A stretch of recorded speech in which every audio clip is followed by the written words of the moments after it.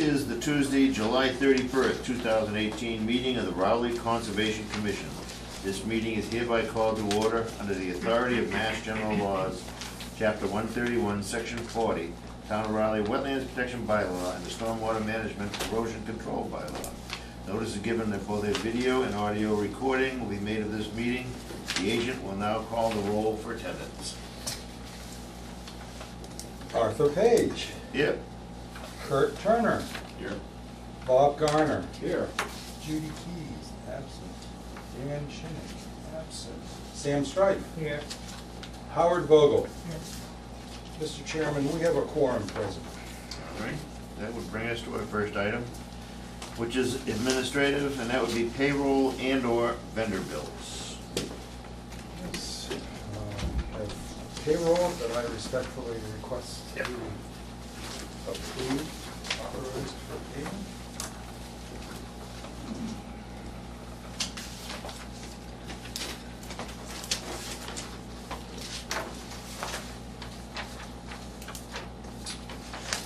And Mr. Chairman, this is our hours sheet for the staff.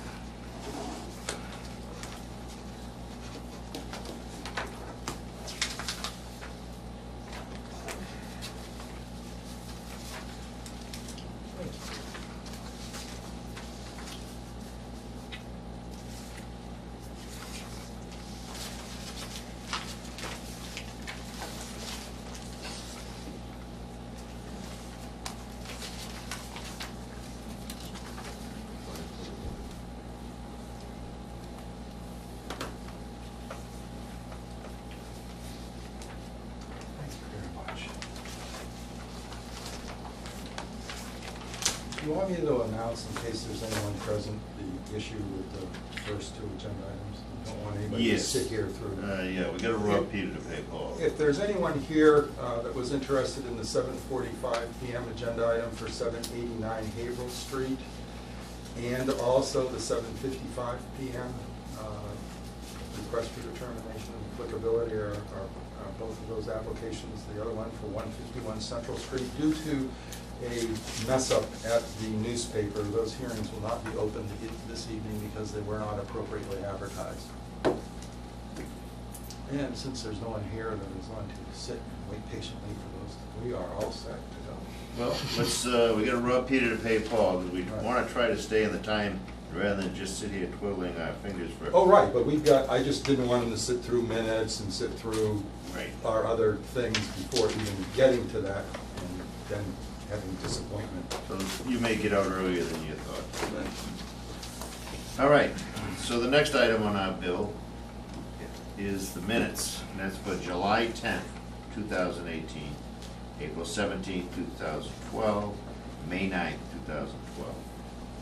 Did the committee have the chance to look at the electronic versions?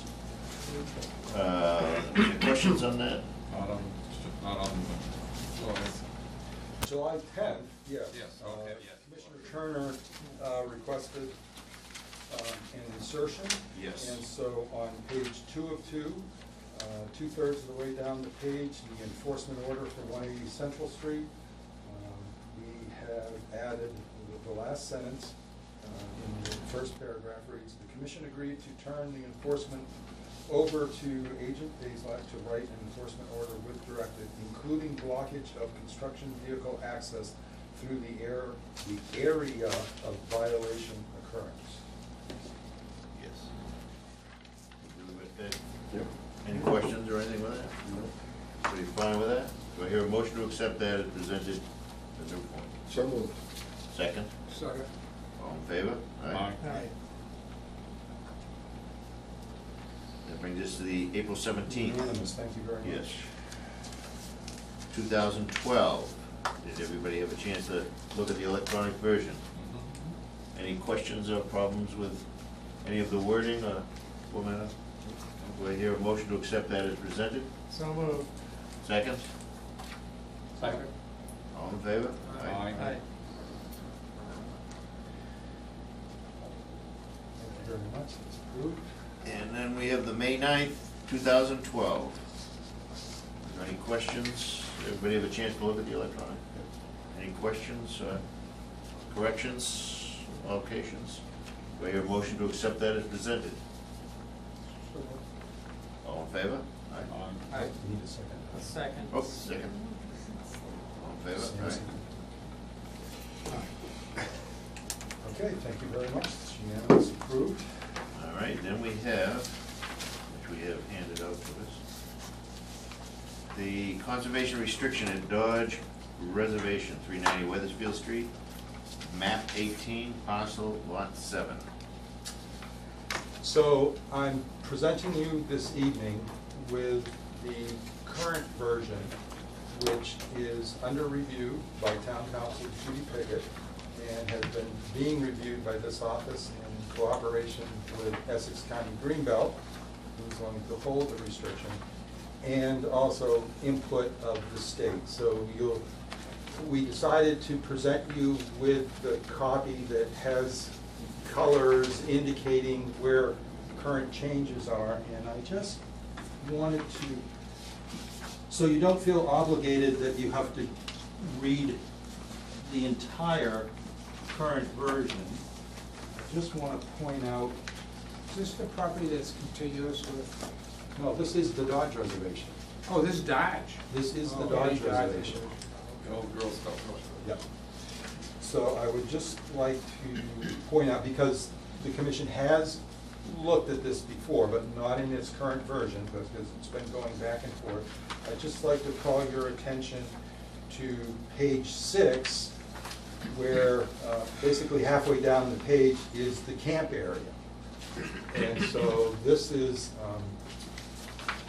the current version of verbiage that we've been working on that will allow the camp, because on a conservation restriction, you prohibit development of the property, but then when you have something like an operating summer camp within the parcel, you need to carve out an exception for those camp buildings, because you're not allowing buildings to be constructed anyplace else.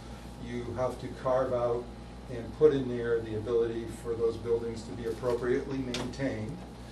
We already had a request from the YMCA folks for a changing shed, and so language was worked into here that allows accessory small structures to be contemplated, to be put in place.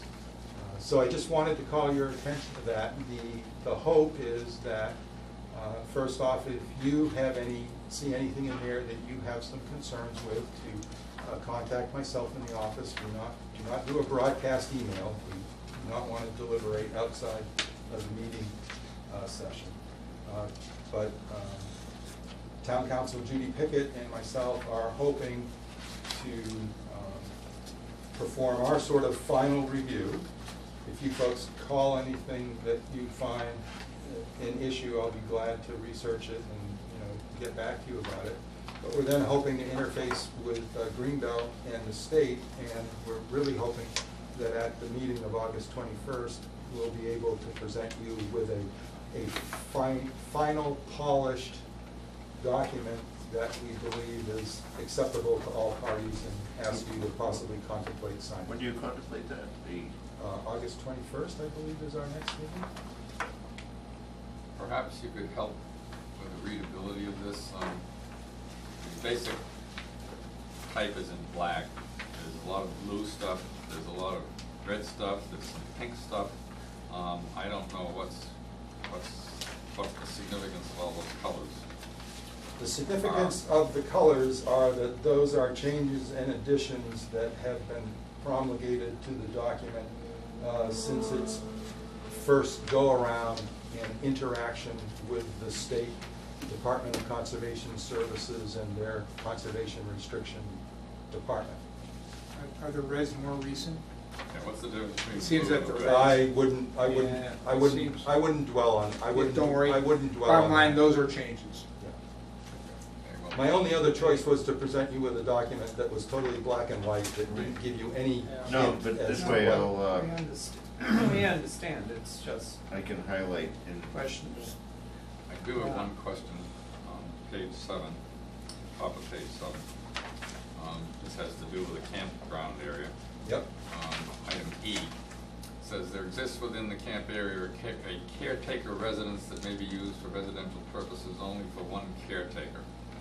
I think it'd be helpful if there could be some indication of what one caretaker means, that one being one caretaker family.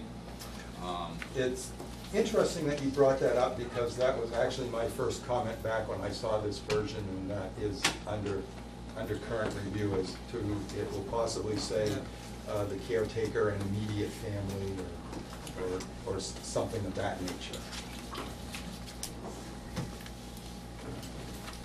The reason I bring that up is because I lived next door and there was a Ranger family that lived in there with a Girl Scout camp for years. And so they all become one.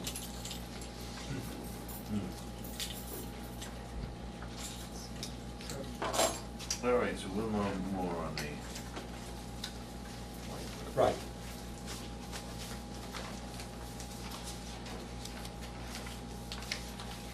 And again, I certainly can send to you, if you want a nice, quote-unquote, clean black and white version so you can just read through, I can certainly do that almost instantaneously. Yeah. Send you out a PDF on that.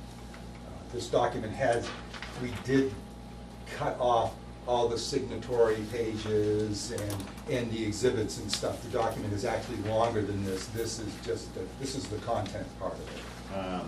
I would appreciate it, I know Kurt would love it. Is there any way we can have that before the meeting? Oh, yeah. Yeah. No, I could send it out, probably send it out to you tomorrow. No, The I final. mean, no, the final. Oh, oh, yes, you are going to get it as soon as, Yeah. yes. So we don't have to read it at the. That is correct. Perfect. No, we will attempt with all expeditious editing speed to present you with something that you have time to look at and digest before the meeting of the 21st convenes. All right.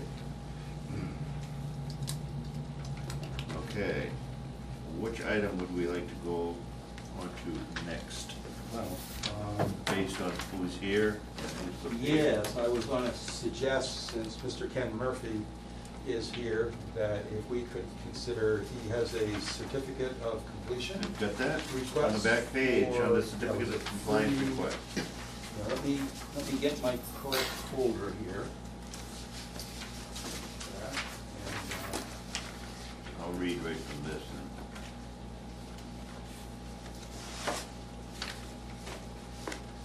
This is a new request for a certificate of completion for 38 Dodge Road, map 5, parcel 104, lot 4, Kenneth S. Murphy.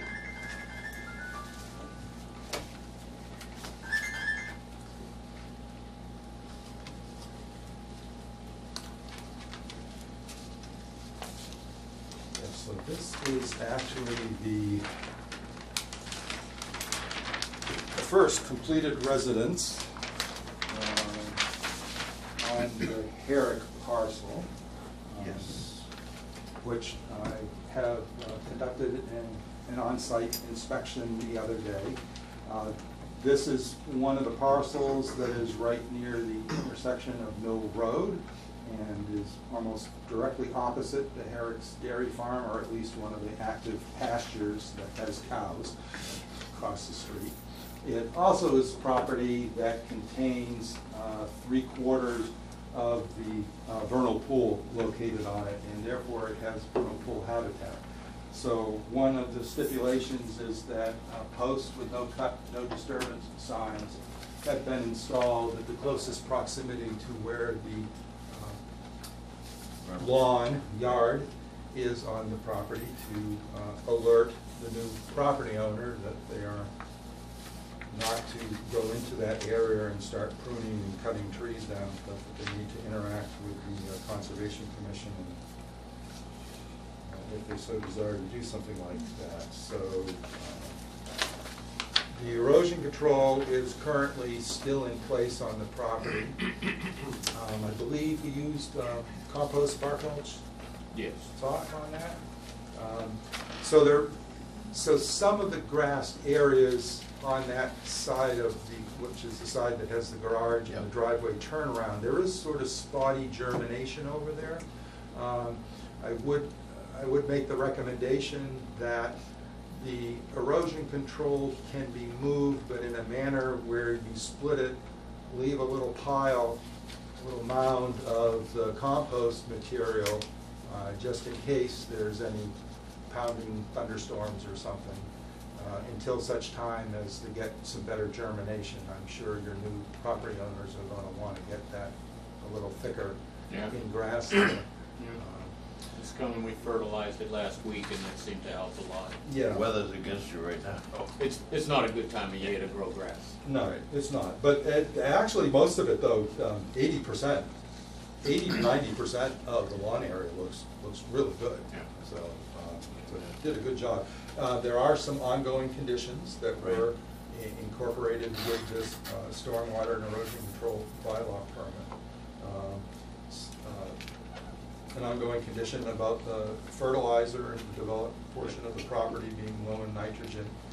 The boundary of the vernal pool habitat area needs to have those signs and posts permanently maintained. The roof runoff goes into an infiltrator system, which you see depicted in the backyard in the Very impressive. inspection report, verified. So either they just put in an inspection report or there's really an infiltrator down below that. Got the pictures with the port. There's Yes, pictures, you do, yeah. yeah. There's Stu Delzell in the backhoe, in the hole. Yeah. And so there is an ongoing condition for keeping that in the gutters and the downspouts that direct the roof runoff to that system in proper operational order. General condition that we always have for all stormwater facilities on the property to be appropriately maintained. And then we have the prohibition on the use of rock salt for ice control and the allowance for other more environmentally benign, such as calcium magnesium acetate, to be used for ice preventive nature. So there are ongoing conditions. So my recommendation to the commission, if you would so consider it, is to consider the issuance of a complete certificate of completion with ongoing conditions to be issued upon verification of the removal of the erosion control with just the remaining of a mound of bark mulch along there, just to provide a little berm that will work its way back into the soil. Usually comes out that way. And the sign being taken down too, if the sign is still up. take the Yeah, the permits sign is down. still up. Do I use the motion? So moved. Second? Second. All in favor? Aye.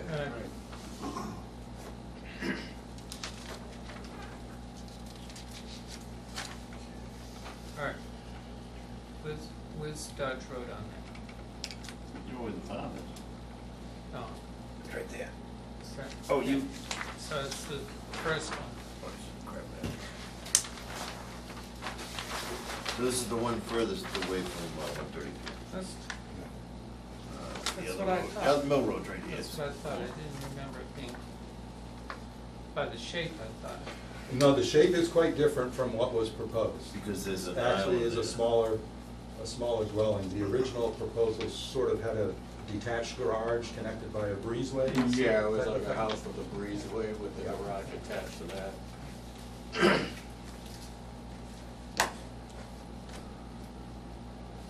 You folks all set for this?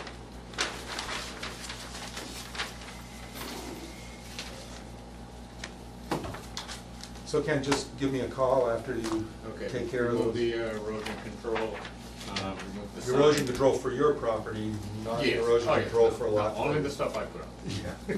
We don't want to do any of Pepe's work for me. Thank you very much. Thank you.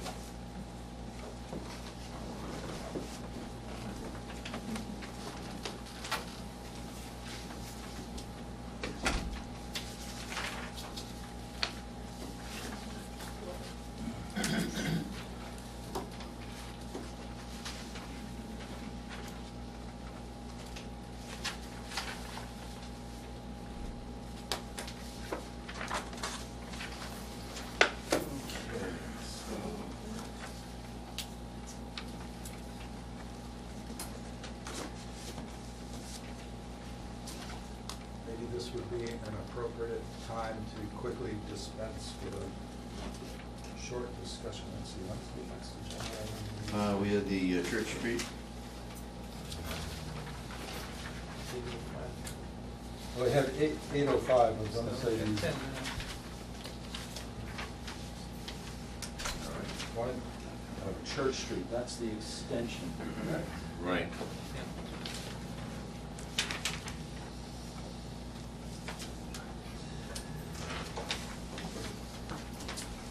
Okay.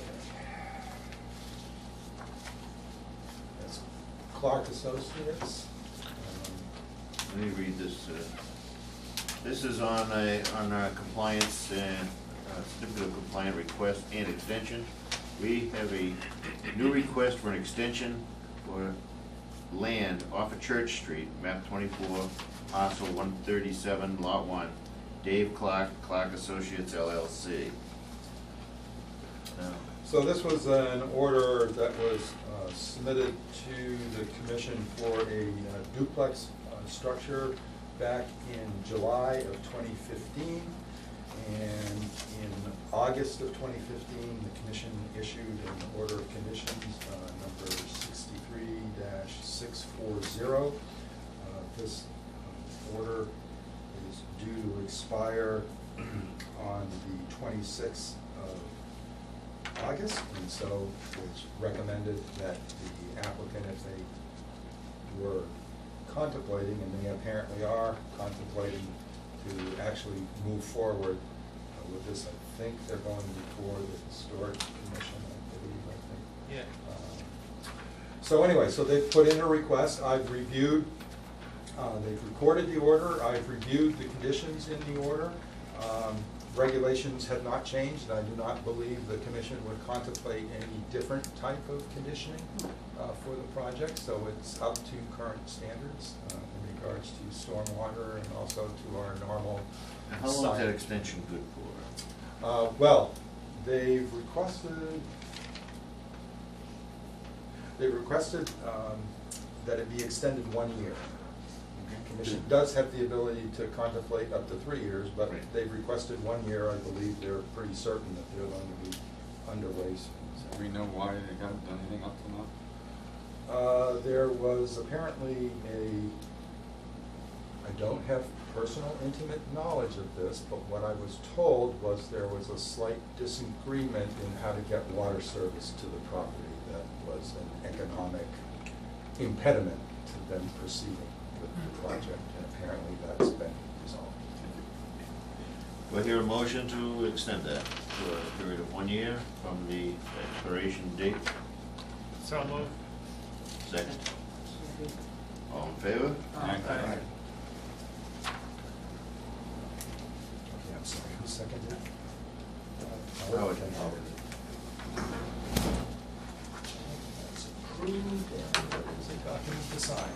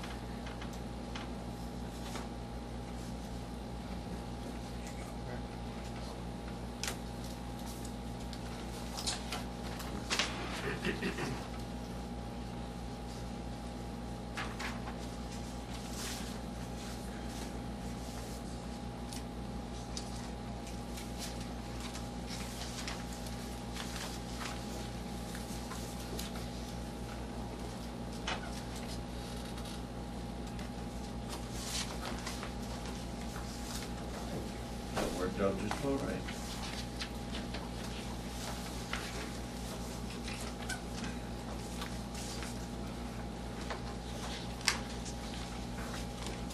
Do you want to have a brief discussion about the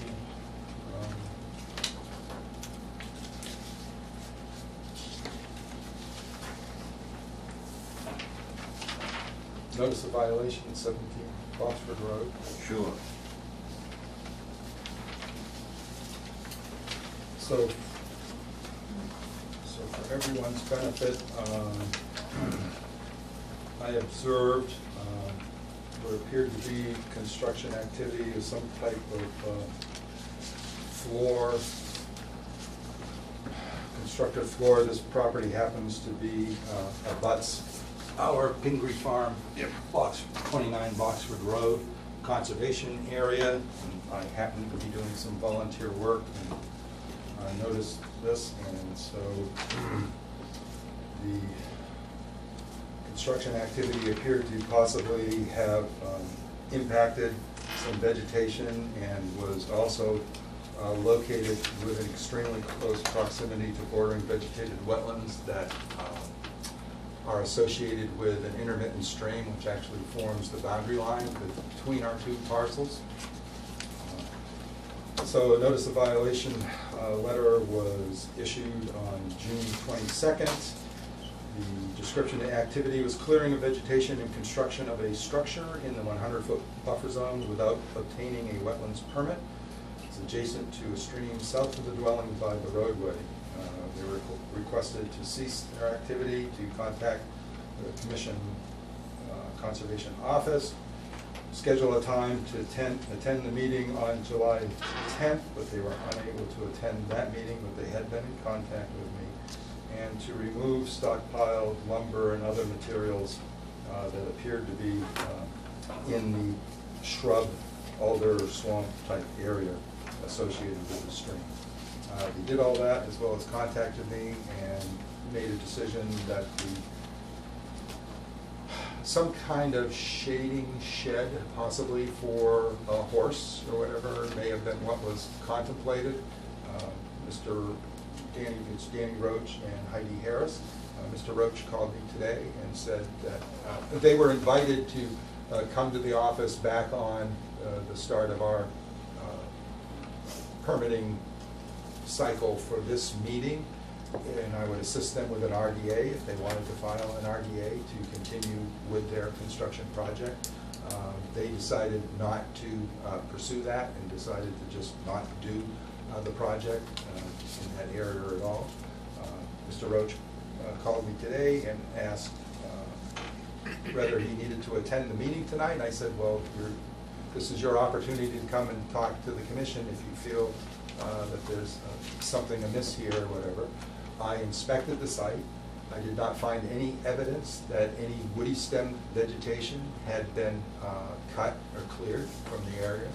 In talking to Mr. Roach today, he basically said that mostly what they did was just cut down poison ivy, that this was a fringe area of their existing pasture, which they do have marked out there, and they do have electric wire fencing on it. So it has been a paddock or pasture associated with their horse or horses, I'm not sure which. So he said he deferred and didn't wish to pursue the project and therefore didn't wish to apply for a permit. And I told him I was going to report to the commission that in my estimation, just getting out of that area and letting the stuff regrow, that there wasn't any soil disturbance and there wasn't, like I said, any cutting of woody stem vegetation. So the activities have ceased there, and it's up to the commission if you wish to just consider this matter settled. I would think that would be in the best interest for everybody. Do I hear such a motion? What do you want specifically? To consider the notice null and void, or how would you like it Yeah, worded? how do you? Well, I was thinking under the circumstances, since I have their email addresses, that if the commission so desires, I can just communicate with them that we consider the matter appropriately resolved, that they didn't choose to pursue permitting for putting up the structure, and they've removed the structure and all the building materials from that area to just let it be the edge of the pasture. And so since no negative effects are really evident to the plant community or the soil, So do you need a motion for us to approve you sending that? well, yeah, I mean, if you consider and move and consider the matter settled, that will just be part of my communicating to them that we consider it resolved, and I'll put that in the file, so. Can you make such a motion? I do. Second. Second. All in favor? I have a suggestion for consideration. I'm sorry, who seconded? Judy. Thank you. Sorry. Sorry. Sorry. With regard to the last two bold-faced items on page 2, certificate of compliance request and extension and status reports, I think it might be helpful if we put a footnote against both of those, the same footnote saying may be taken out of order, because listing them at the end of the agenda implies that they're going to be taken up last, and people that might be interested in coming would be on notice that they might be taken out of order. It might relieve us of some potential legal liability in that regard. I don't know why it would happen, but yeah, we can fine, add that. Well, this is kind of an exception that we had this faux pas with the newspaper that caused us to have this gap to even be able to take up these matters. We've taken other things out of order in the past. For instance, Maven keeps canceling and extending things, so our time frames get compacted. And I just think anyone looking at the end of the agenda and seeing that the last scheduled thing was at 9:10 or whatever particular agenda we're talking about, I don't think it would hurt to have a standing footnote. That's all I'm suggesting. You and Debbie can think about it. Okay. Or so Well, mentioned in the minutes. Yeah, we can I mention- do want to assure the commission that not only did we interact with the two parties whose agenda items through no fault of their own, but through lack of appropriate advertising were canceled and unable to be open, but we also reached out. That was the whole reason why Mr. Murphy was here. Normally, he would have been coming at the end of the meeting, but we reached out to him because we knew we had this gap of time, and we wanted the commission to be able to make some forward progress with some of the citizens who had matters before the I commission. think we can jump back on our regular schedule. Yeah. Back on track. Now we'll return to our regularly scheduled meeting. Do you want me to read from the? Oh, I'm gonna hand you the Yeah. legal ad in just a second here. Let me just get myself reoriented as to where we are. Thank you.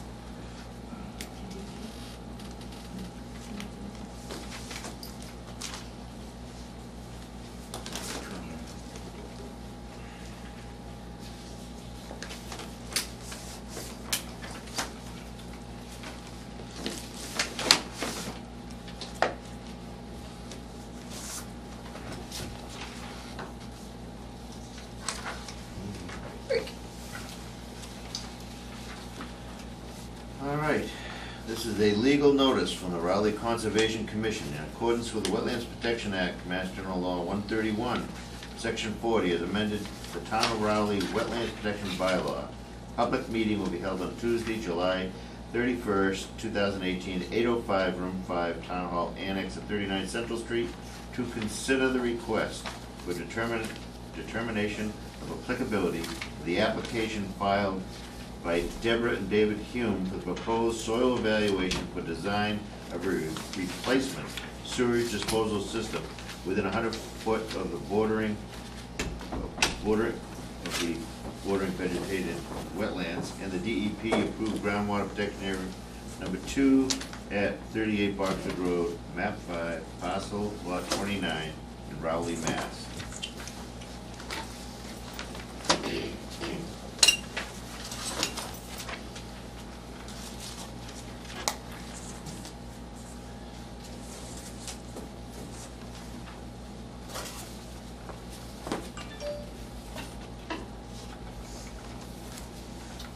Good evening. For the record, John Moran from the Moran Cameron Group. We're here tonight representing Deb and Dave Hume for a request for determination of applicability filed for their property located at 38 Boxford Road. Brett actually has the plan up on the screen. So the Humes are having some issues with their septic system. They're not looking at selling, but it appears that it's kind of reaching the end of its life. So we're going to need to design a new septic system. There's existing wetlands located on the right side of the property. If you're looking at the lot from Boxford Road is in the upper right-hand corner of the plan shown on the screen. And the wetland resource area is pretty much run along an intermittent stream on that left-hand side. The whole property is also within the Zone 2, which is also within your jurisdiction. There are no proposed increases in design flow for the septic system, so we will be designing just for a repair. And the reason we're here tonight is, as you can see on the plan, the 100-foot buffer pretty much covers the majority of the lot. And again, the Zone 2 covers the entire lot. What we're looking at doing is proposing soil testing in several different locations just in case the first location doesn't work. So as you can see, proposed test area 1 is located closest to the house. It's right at the bottom of an existing knoll that exists out on that site. Based on the lot next door, now formerly Pino, they had a septic repair done it was about 10, 12 years ago. And it's an elevated septic, so you can tell that there is a high water table out in that location. So test area 1 is just inside the 100-foot buffer. We're probably about 92 feet to the wetland edge, right on the edge of the lawn in the wood area. If that area doesn't work, we're actually looking at going all the way back to the rear of the lot in an area that's about 50 feet from the wetland. Would be about 10 feet off our existing lot line. The reason why we're looking at testing out in that back location is that elevation is slightly lower than up by the house. So if we end up with deeper water tables, or the same water tables but the elevation slightly lower, we might be able to get a gravity system in from the dwelling out to that back system. If those soils show a high water table, then we'd most likely move the system back to test pit 3, or the proposed system area 3, which is the one in the middle.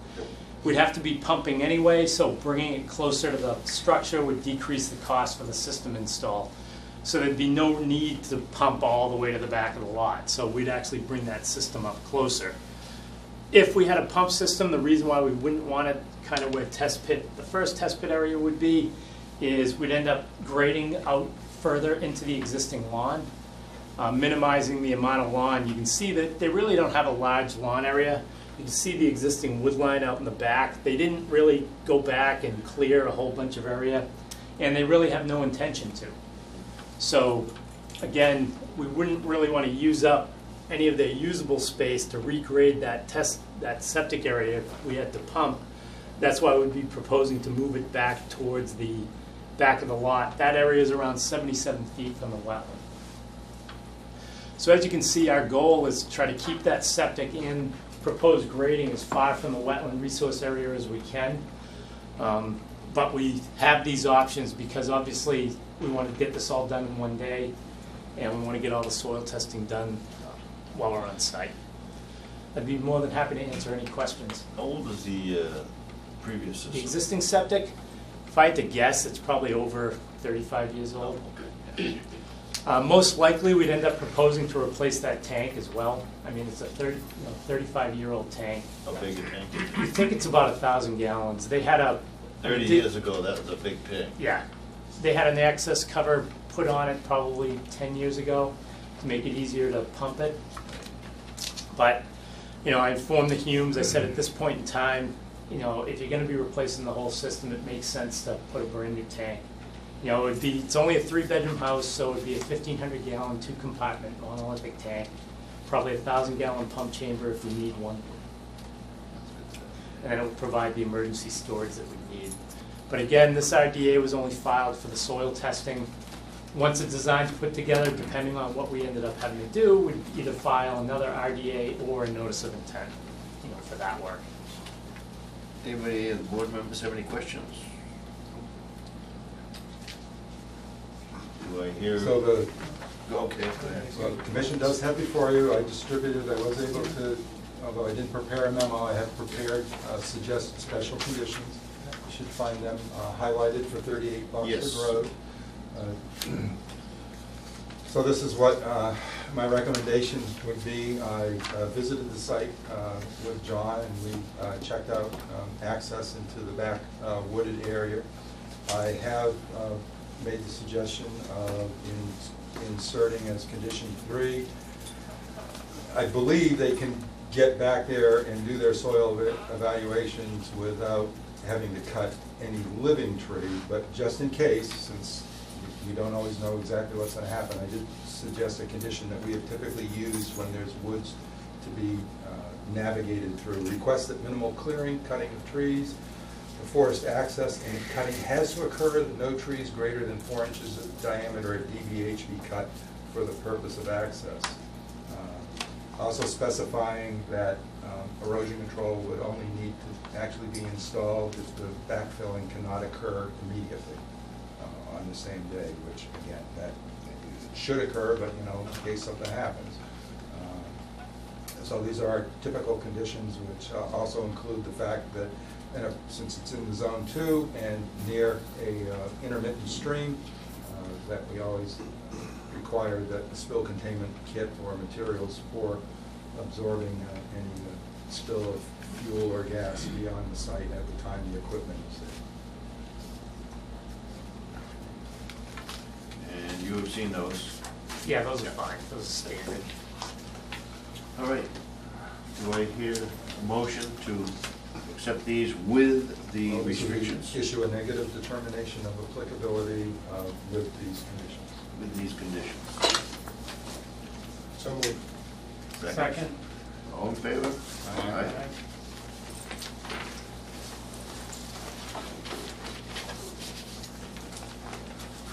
It's unanimous.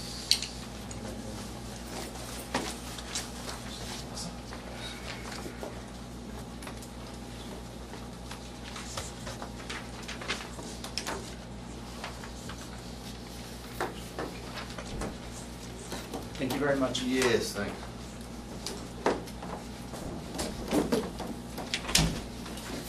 It's kind of funny, in this situation, the stream on this side of the road is not the boundary line between the lots, but on, we're the neighbors on the other side. Our conservation area is directly across the street from this property, and over there, that intermittent stream is our boundary line.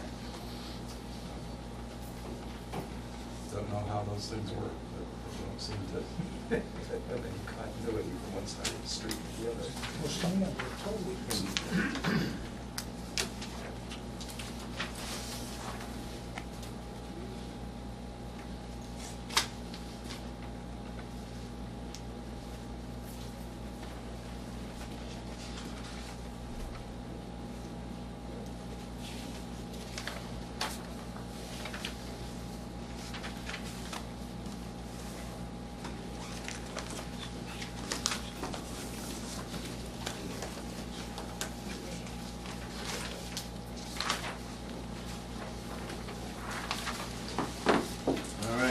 Brings us to our 8:15 item. This is a legal notice, Raleigh Conservation Commission, in accordance with the Wetlands Protection Act, Mass General Law 131, Section 40 as amended. The Town of Raleigh Wetlands Protection Bylaw public meeting will be held on Tuesday, July 31st, 2018 at 8:15 in Room 5, Town Hall Annex at 39 Central Street to consider the request for the determination of applicability for the application filed by Martha Chase Geary for the proposed installation of a replacement subsurface sewage disposal, possibly within a 100-foot buffer zone bordering vegetated wetlands at 563 Weathersfield Street, map 11, parcel lot 59 of Raleigh, Mass. Thank you, Mr. Chairman. For the record, Robert Blanchett, civil engineer with Cameron Engineering, representing Ms. Geary. Ms. Geary has a failed septic system. The age is approximately 40 years old. She's hired Cameron Engineering to design a repair system, which is presented here on the plan and up on the screen. Cameron was in front of this commission over a month ago with an RDA for soil testing on site. We've completed soil testing. If you remember correctly, we had identified 3 areas that we were going to test. We started here. Unfortunately, the 4 test bits that we advanced did not result in adequate soil in accordance with the state environmental code Title V. Our alternate area was here in the horse paddock where we found adequate soils and passing perk tests. So we located the system as close to the home as we could, and no closer than 55.9 feet to the border of vegetated wetlands from the edge of the actual system itself, the gravel. The grading spills out a little closer. But this area is from the tree line to the fence, it's a horse paddock. It's been maintained well. Oh, all the other land, it's around it. Correct, yeah. So at this point, I can answer any questions you might have. Questions? Anybody? I will turn it over to, So, Mr. Chairman, I conducted a site visit with Mr. Blanchett on the 24th, I believe it was. And based on the conditions, he's sketched in where the recommended installation of the erosion control, the field should be placed. There's pretty clear direct access into the paddock off of the driveway area. The erosion control is positioned to protect the nearby bordering vegetated wetlands that is on the other side of the paddock fencing. And the topography is just kind of a real low, very gentle slope heading in that direction. So putting in either straw wattle or compost bark mulch sock should be appropriate. so the elevation is basically, It's pretty flat. Yeah. and you got full access right from the driveway. Yeah, absolutely. You come in the driveway, there's a horse paddock gate, you can drive right in. Chances are that turned out to be better. I think so, Yeah. yeah. Yeah. It would have been nice to have it here too, because the old tank is here and the old leach field is here. I'm not sure how it's working, given the very shallow depth of groundwater. But again, it's, estimated 40-plus years old, so. This is on a result in a slight mounded system, not excessively mounded, but just slight, and of course grass, and I think it's resistant to horses, right? Yes, the animals can walk on it, just no heavy equipment can drive on it. Right. All right, Brent, do you have any other? thing you Yeah, I want to did stipulate? distribute it to the commission. There is a recommended conditions for this. And you've project. seen the conditions, the recommended conditions? Actually, no, he hasn't. Not for this project. Thank you.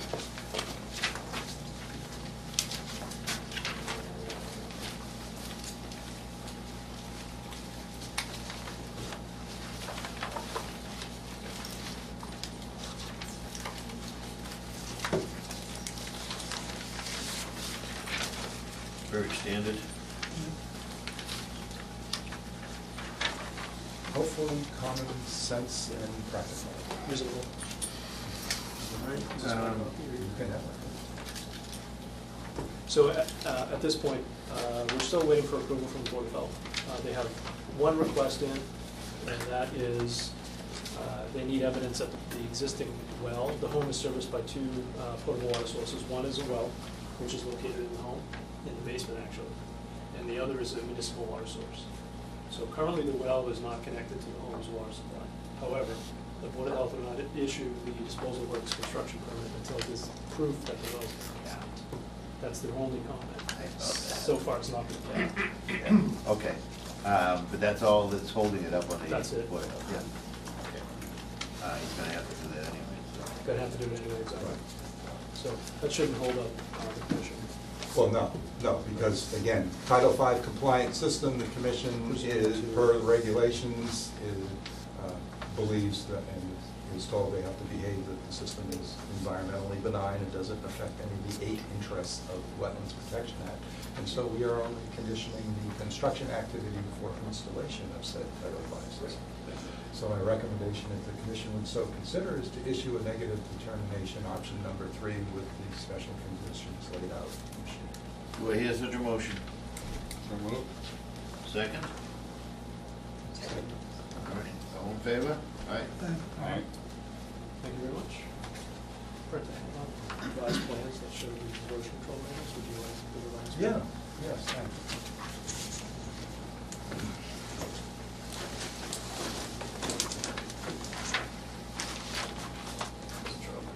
Oh, gosh. Well, can you use the extra ones, or should I really only need? Okay, yes. Take what you I'm need. just gonna take 2, one to get wet and one to keep good. Extra good.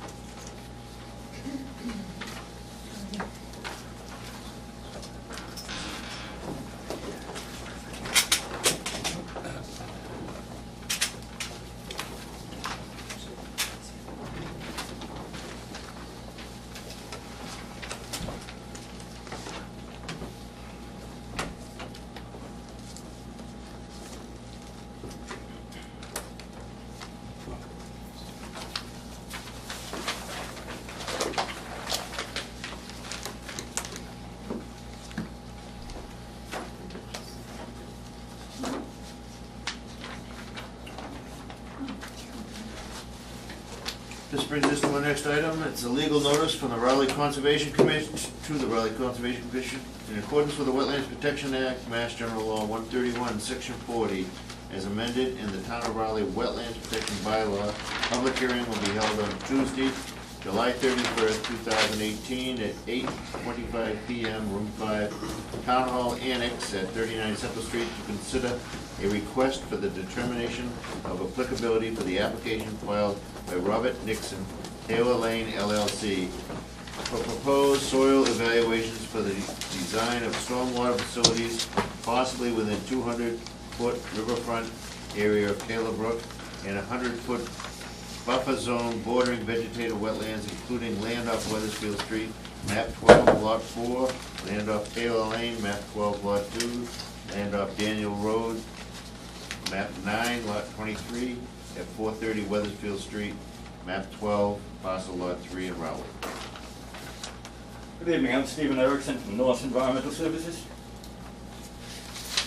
The plans I'm handing out to you are reduced copies of the same plan that was submitted. I will show you what we're proposing to do here. Is we want to do preliminary test holes for the stormwater management system. There's 16 test holes that will be required for a series of basins that we'll be using along the edge of the roadway. They're all colored in yellow. The areas are relatively flat because that's where you want to put a basin in the first place. So we're not worried about erosion or siltation. We'll be doing the work on a dry day, and it's just a function of digging out 16 deep holes and then burying the holes when we're done. Does the board have any questions on this? I will turn this over to Brent. Oh, I had a call today from Commissioner Turner, who brought up the location, which unfortunately the electronic version apparently does not lend itself to being increased in gaining any clarity. But the proximity of bordering land subject to flooding in regards to the proposed location, especially the downstream location at the Taylor Brook stream crossing, was a cause for concern. And I guess I kind of echo the same thing. Unfortunately, for whatever reason, bordering land subject to flooding apparently was not positioned on this plan. In terms of that regulated resource area, we've got apparently the depictions of the BVW, but we don't have that. Granted that it's a graphical representation coming from the FEMA firm maps, but it appears to basically come up into this area here, and it, again, depending on how you interpret the graphic, because it's not registered to an elevation or whatever, it comes in pretty close proximity, like I said, especially to that northern proposed basin area. Although my familiarity with the terrain there lends me to express the opinion that I know the slope and where it drops down to the actual stream corridor and the wetlands associated with the stream is probably a good 6 or 8 feet, if I had to guess, in that area. We just wanted to make sure, and I don't have any professional concerns about you being able to do soil testing in that location, but I want to make sure that the design of a basin that is positioned in that area does not negatively affect the stability of the bank because of that close proximity to bordering land subject to flooding. One of the reasons why this is pertinent is because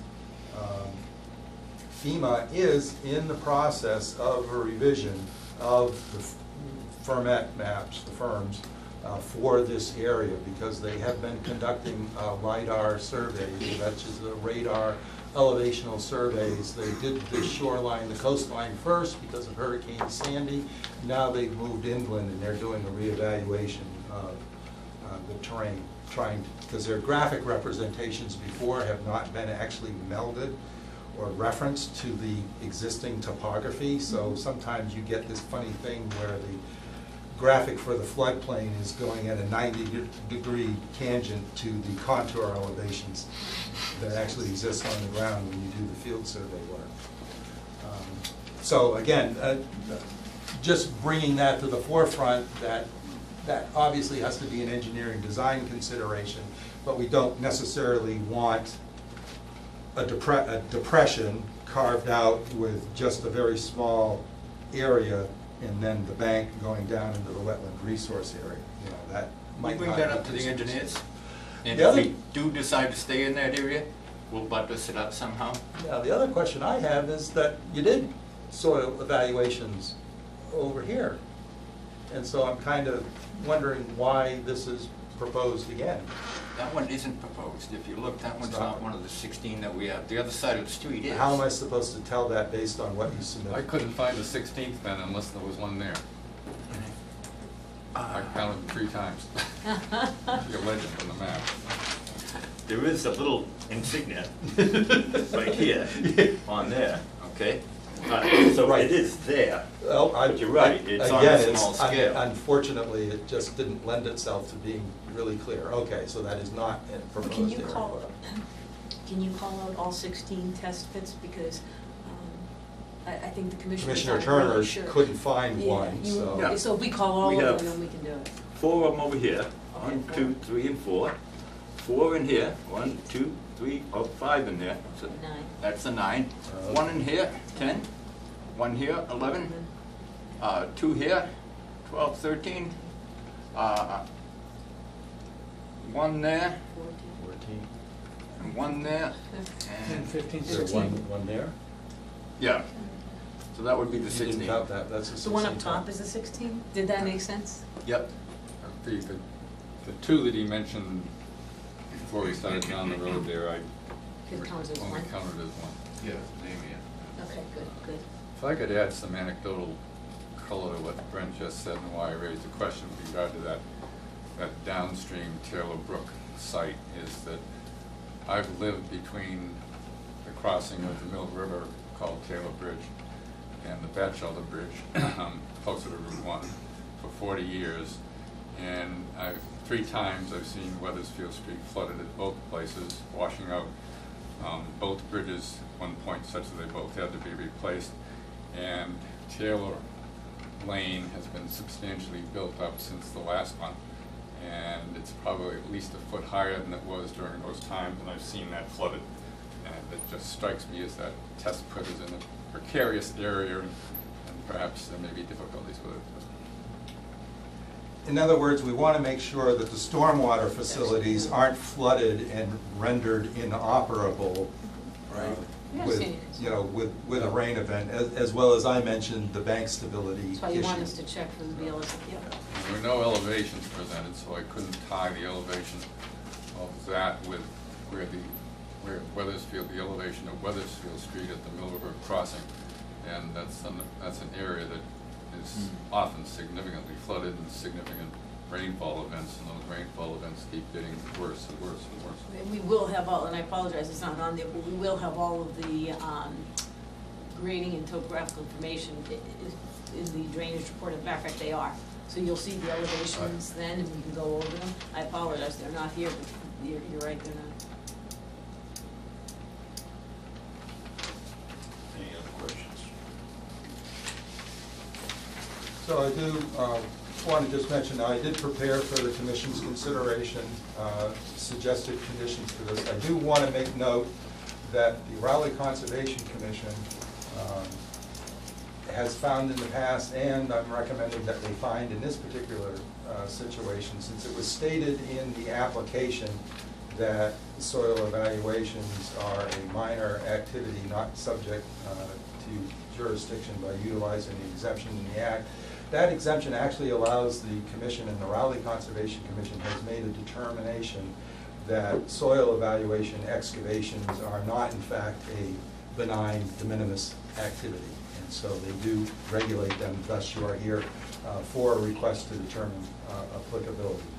Some of that reason for that is the historic past activities where we find the pit and mound Indians, as I call them, have been rampant across properties and in regulated resource areas, digging soil evaluation holes and not filling them back in again, or leaving the burrows scattered around and actually digging in bordering vegetated wetlands or so close that they wouldn't have been allowed to site a system there to begin with. So again, just trying to respect the land and respect the commission by putting forth what we believe are appropriate and precautionary stipulations. Our typical stipulation of the commissioners and its agents being allowed to have the right to enter and inspect. Number two, that there be an appropriately sized spill containment kit or materials for containment based on fuel capacity of the equipment present on site at all times while the vehicles are present.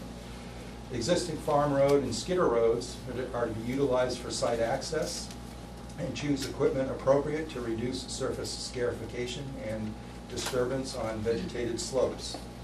We request that minimal clearing of trees because we're not sure what the forest operations in the lower southern portion, the testing in there, that site recently had a forest harvesting operation, so we just want to try and preserve as many living trees as might be left in that area until such time as your project moves forward for actual clearing and construction, if that occurs.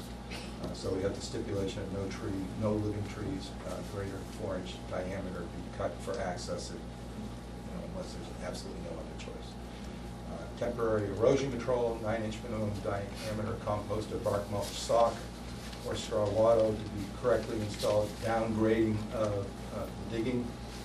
That's specifically to take into account the fact that there's, again, been some surface disturbance and we're not sure there's uniform vegetative cover. We want to make sure the holes, when they're backfilled, that there's erosion control in place and appropriate mulching when it occurs. Disturbed areas to be backfilled and stabilized by establishment of vegetative cover or other appropriate methods, mulch, hay, or straw.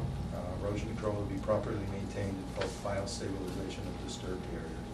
Inspection of the site surface conditions by the Raleigh Conservation Commission or staff to verify backfilling and stabilization upon completion of the soil evaluations. So if the commission has no other concerns, You accept It's all that? reasonable. I recommend consideration of the negative determination option number 3 with those cited conditions. So moved. Second? Second. All in favor? Aye. Thank you. Thank you very much.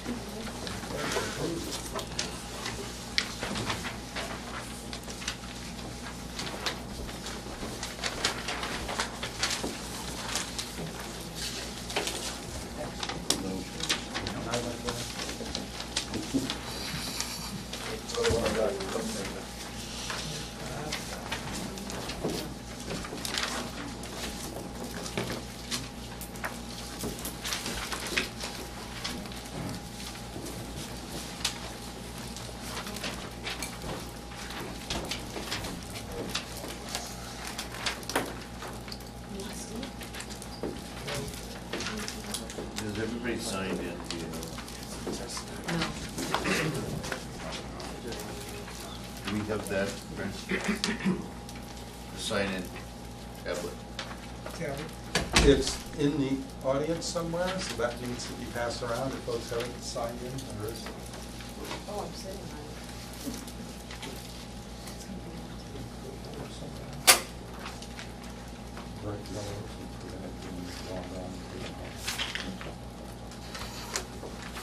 Yes, that really helps.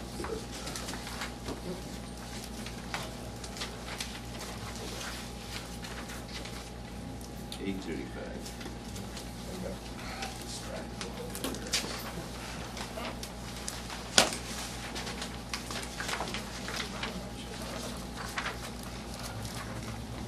All right, legal notice, Raleigh Conservation Commission.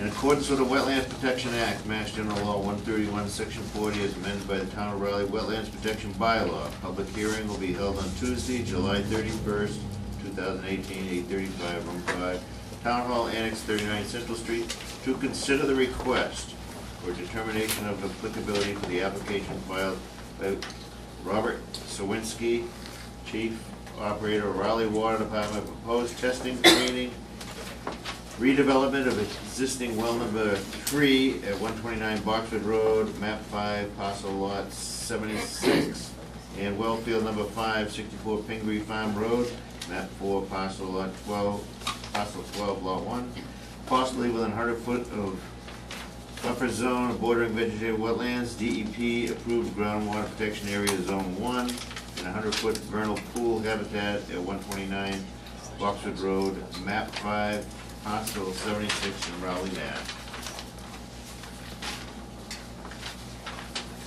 For the record, my name is Phil McClellan with Tata and Howard, the engineers representing the water department for this project. The cleaning and redevelopment of 2 of the water department's well sites. It's a pretty standard, regular maintenance procedure. Should typically occur every few years to maintain the capacity of the wells. Thank goodness the commission is finally seeing after my 15 years of working in the town of Raleigh. Well, it's very similar to a project we did for well number 2 last year, where it was presented to the commission as well.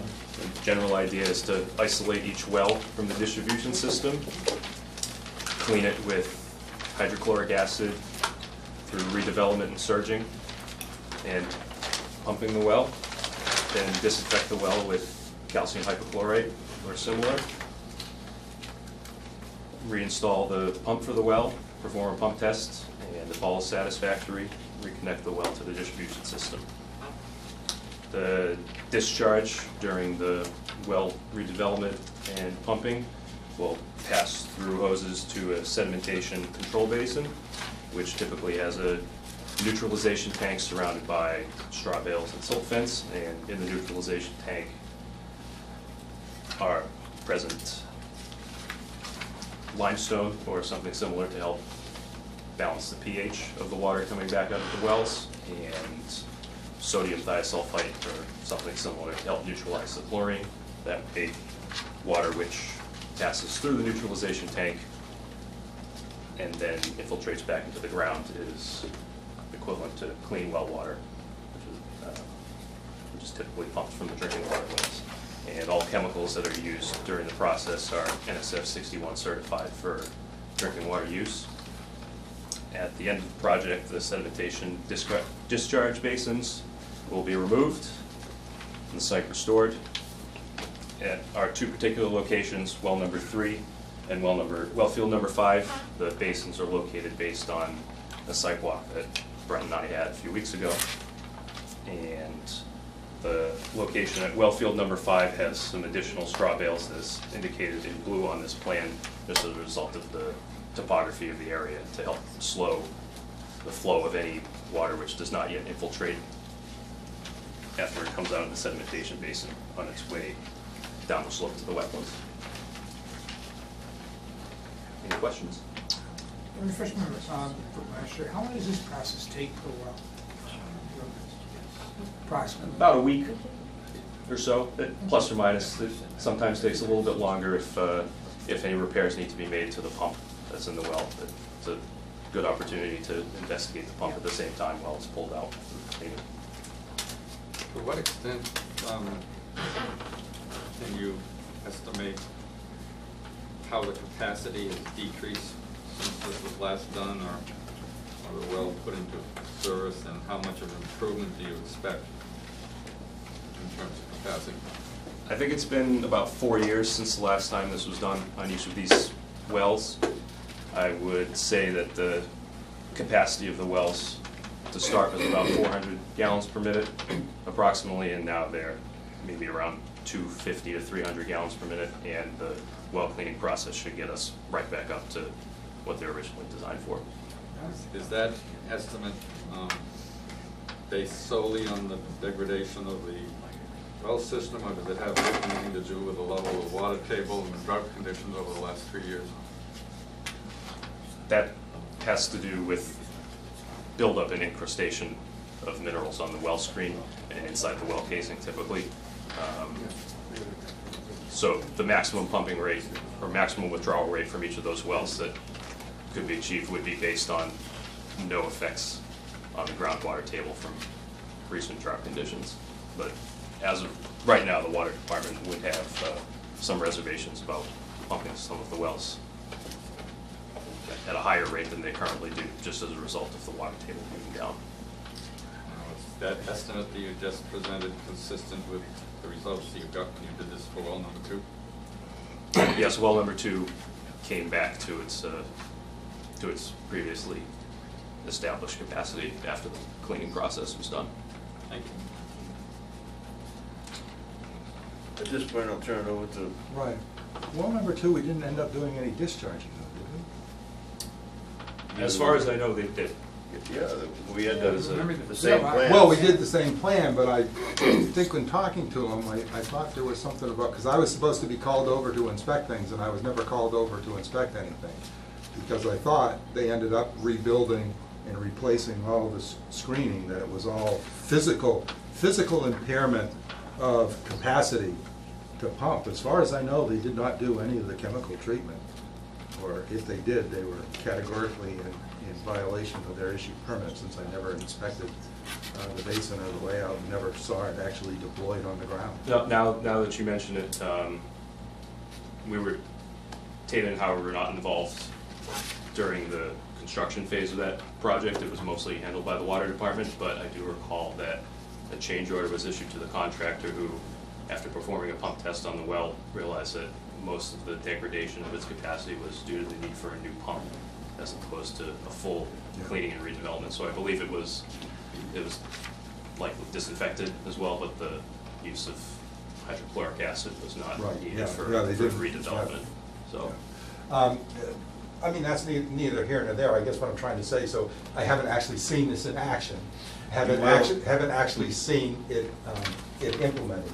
I want to make note to the commission that wellfield number 5 proved a little bit of a challenge in regards to trying to figure out where to site this. On the one hand, so the well field ends here, and the security fencing and a gate is somewhere right in this area. And we went out and it chose an area that was extremely, seemed to be densely vegetated in terms of the herbaceous layer, a lot of ferns. It's in a pine grove. It doesn't get a lot of sunlight, but it gets enough that there's very dense ground cover of ferns, etc. And it chose an area that appeared to be where a natural swale was, and we're supplementing that by putting a couple arcs of erosion control to slow things down. The reason being was in order to go anywhere where the topography wouldn't be directing the water right into the bordering vegetated wetlands and bordering lands subject to flooding of the Mill River, we would have to run another 100 to 200 feet of hose and go out into the old farm field, which they had stopped farming because at one point in time it was part of the Zone 1. The Zone 1 has now shrunk out there.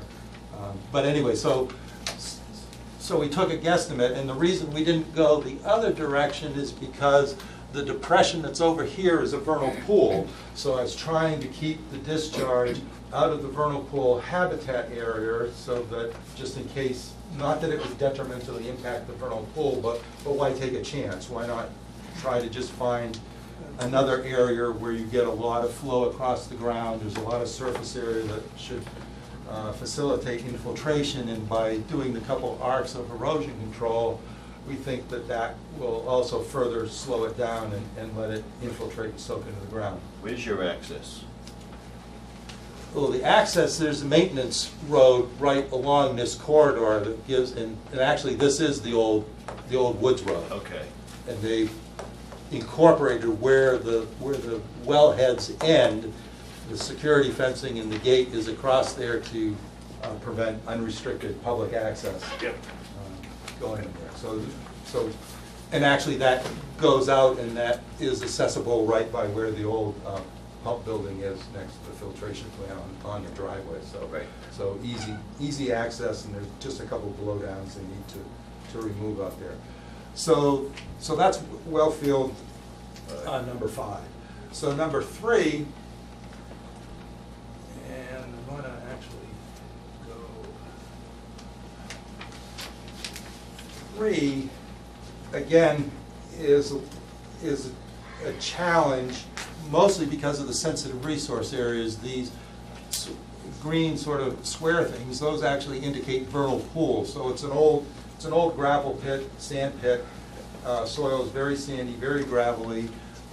This is the actual well with the pump house here.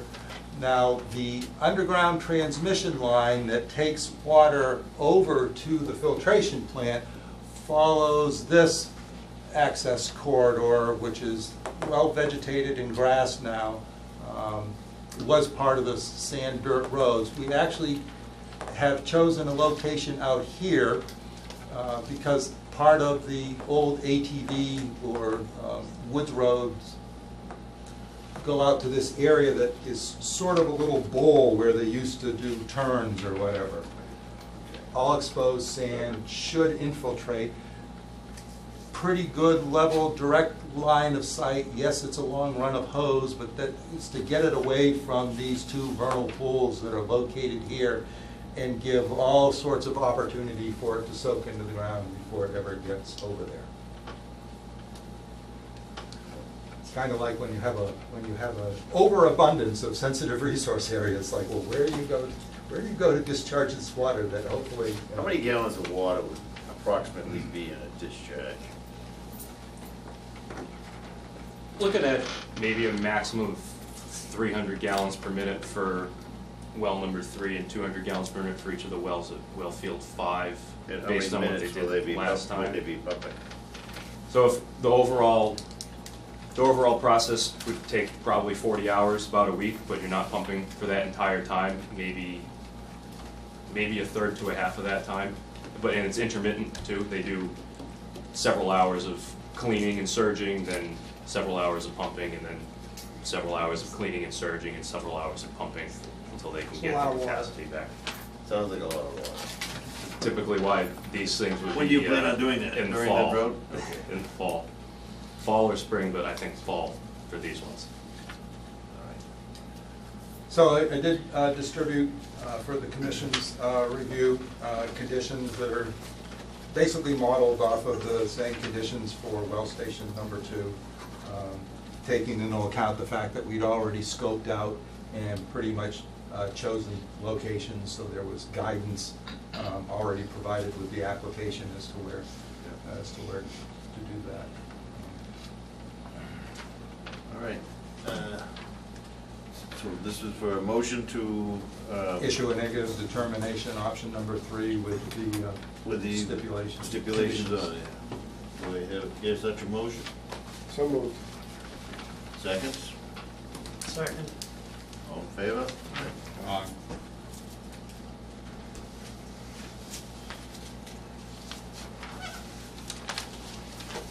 Okay, thank you.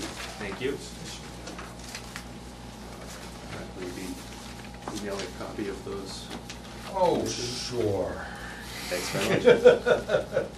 As well as to the water department folks too, give them the good news.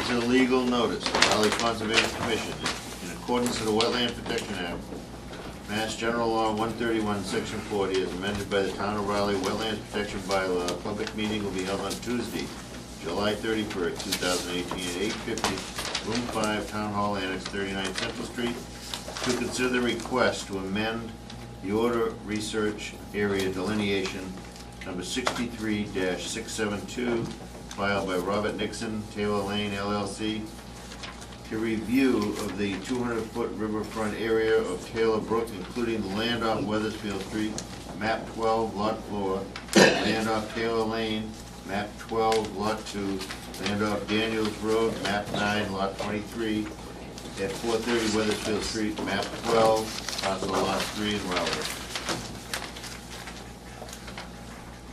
Good evening, Stephen Erickson from North Environmental Services. We had submitted this for the commission for a ANRAD, abbreviated notice for resource area delineation, and we were in agreement on the wetland boundaries, the floodplain, and we had agreed at the time that Taylor Brook in this area would be riverfront. In fact, when we look at the USGS and I blow it up and measure it, it turns out at a distance approximately 400 feet from Taylor Lane, this is shown as intermittent above that area, so the rest of the stream would be considered intermittent. And we had neglected that in the original filing. We were hoping that the commission would consider the remainder of the stream and amend the order to reflect that as intermittent, as it notes in the wetland regulations. If the stream is shown as intermittent on the USGS topographic map, or if it's not shown, then it's presumed to be intermittent. So the presumption is that this is an intermittent stream. And we didn't address that fully when we filed for the original ORAD. We didn't know that that was going to be a problem to us, and it may be a problem. So right now, the USGS map shows that as just a regular stream. That's correct. Yeah. Well, it shows it as intermittent, shows it as seasonal. It says that it's intermittent. In the particular spot that we're focusing in on, which is, what is it? Right here at Wetlands the flag orange B50? Yes. Well, remember, this is an arc, Yep. so the spot is actually here, roughly here, Right, where this it's shown highlighted area, is right there. as going from the inundated area and then up gradient being seasonal, being intermittent. Okay, now, We can we change, we this is- can't change that. Yes, you can. We're Thought not, the state we're not had it. changing it. What we did is we did not focus on this area because the original presumption that we had was that there weren't any development activities occurring over there. I made the statement that I had seen most all the times I went and experienced Taylor Brook at different times of the year, I had seen flow in the channel. No development activities were going to occur here. It was going to be donated to the towns. Little did we know at the time that the planning board's specifications for open space being considered for an open space residential development has a further parameter to it that says 50% of it needs to be uplands and 50% of it is areas regulated by Chapter 131, Section 40, i.e. the Wetlands Protection Act, which includes riverfront. Again, the riverfront in this area, which is 200 feet, actually extends way beyond and into a high topographic area elevationally that is all dry soils and stuff. So it didn't, neither of us focused a lot of attention on that because there wasn't going to be development activity engaged in over there. It was going to be given the town, so we really didn't roll up our sleeves and do the stream stats analysis and verify that the USGS showed it as seasonal, intermittent. We didn't think it was going to be a factor that would affect the viability of this project and that we'd run into this planning board criteria for the dedicated open space. Am I phrasing it correctly? Yes. So it was kind of a little bit of a lack of attention on our part of doing the strict regulatory analysis. Now the Stream Stats program, I believe that's a USGS website. It's a USGS program. It's not something that any of us plug numbers into and can affect the outcome one way or the other. You choose a point on the stream based on the USGS topographic map, and it then utilizes contour information and flow information that USGS has developed, and they then give you a report back, which has been submitted to the commission in here, that either gives you parameters that via the regulations show that it meets the criteria of perennial, or it shows you that those parameters do not reach the level that the regulations dictate it be considered perennial. This came close, but the analysis through the StreamStats website shows that it is perennial according to the criteria in the regulations. And in recent site visits out there, we were doing some additional work, we're getting almost no flow. It's still flowing a little bit, but the There's criteria. still water there, even though it's a drought. We're not in a drought. Yeah, we're not in Oh, a we're not drought. in a drought. No, actually, I have the July 26th data from the state, and it says we're not in a drought. We're in abnormally dry, but we're not within a drought. And I suspect that we're gonna be able to get photographs of this actually with the flow stop Yeah, so if we sometime in the walk next that, month. it would be, right? And I've walked it well, it's down to the point This goes where, all the way to Eric. it's down to the point where you basically have to put a leaf in it to see that it's got any flow on certain sections. So of there's the water stream. there, but you just have There to is, go there is flow. water there. Right, it doesn't have to be dry, it just has to have no evidence of flow. Well, then it's a pond, isn't it? Well, that was No, it's a actually part linear, of our. it's a linear depression that concentrates water and allows it to flow when there's water to flow. So to be very clear, The regulatory. what are they asking? I'm a little confused. They're asking us to correct an oversight where we didn't do. And what are we correcting? What are we saying? I want to know exactly what we're correcting. What we're dis- saying is, this stream is intermittent, or presumed intermittent, from this point up. From this point down, it is presumed to be perennial, according to the USGS topographic map. And so what are you asking us to? We're agree asking with to that? amend the order of resource area Amend. delineation. Based on that, Yes. Yes, I mean, it has nothing to do with whether we think there's water flowing there or not. no, we have not proved that there's no water. That's flowing not there our yet. We would issue, expect right? to do Because that. the issue is it's already stated. Right. And there's no development activity proposed either now or currently in the near future for this area. Yeah. It is still being Gonna be- considered part of the open space that will be given to the town. We know what the date of the topographic designation Yeah, is. that's- I think those Dated were USGS. 1972, but I'm not sure. In reading through the material you submitted, one of the problems that I'm having is that with regard to the stream stats statistics, and there are 5 areas in here in which the following identical legend says, one or more of the parameters is outside the suggested range. Estimates were extrapolated with unknown errors. One or more of the parameters is outside the suggested range. Estimates were extrapolated with unknown errors.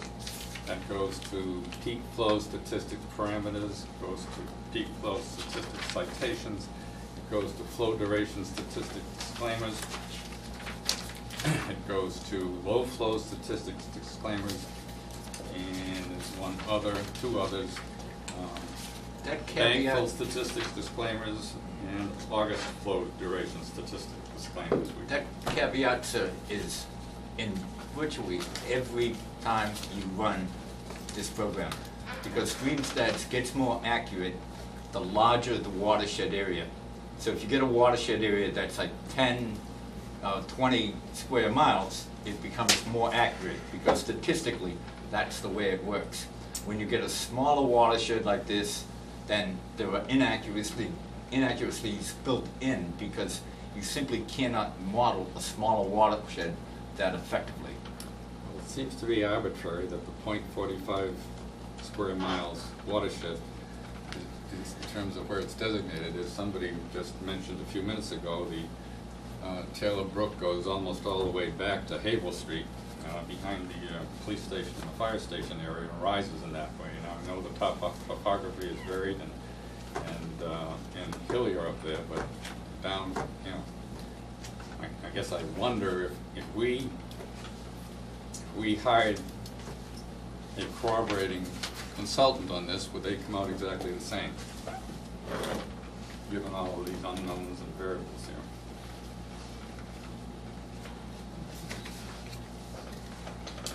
They're going to utilize the same program, and working off that information, they would be putting in the same input. And even though the flow rates and stuff have these extrapolations and stuff, and that one of the main parameters is the fact that it is only 0.5 square miles, it is not a half mile or greater. But I mean, there could be a tree that fell down up the way and it just made a pond, so there's no flow. Right, but You'd have to again, check this is those. not based on flow, this is based on the USGS, and this is a USGS program that does this based on their topographic maps, figuring out what the drainage basins are, where the topography sheds water into this water course, where the topography sheds water into other water courses. That's how it comes up with this 0.45 square miles. Even though you may have a long stream in terms of length, it may only get contributing water from a very short distance on either side of it, because it's all based on the topography. Where you have breaks between the different watersheds, especially up towards Ayers Park, we've got Batchelder Brook watershed, which is actually getting a lot of the water right from Ayers Park, which is just within a few feet of where the vernal pool is, that I believe is one of the headwater sources for Kayla Brook. Brent, has I there mean, ever- and that's because wherever the topography rises up, a raindrop is gonna go in one direction, and a raindrop falling a few feet away is Do we gonna have, go in do we an have any opposite direction. precedents where we've had to make a decision on whether a stream is intermittent or non-intermittent based on using the USGS information? Yes, Yes, we have? yes. And when we did that. This is a correct application I'm of saying. what the regulations say to utilize. So my question is when that, so are we told that we should believe the USGS as it being intermittent or non-intermittent? Rather than us getting into questioning whether it's flowing or not flowing. You know, I'm trying to understand how we've made decisions in the past along these lines. It is a presumption, okay, so it's presumed to be intermittent.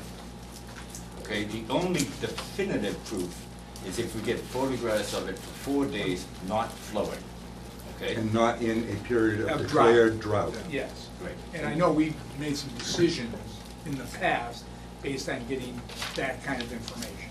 But where we don't have that information, have we ever just gone back on precedents and used the? Well, I really hate to mention the situation you're talking about, because that was an aberration. Okay, so don't even go there, but I'm just Yeah, saying. But I'm saying, I'm just trying to understand, Yeah. we're No, being asked to make a decision.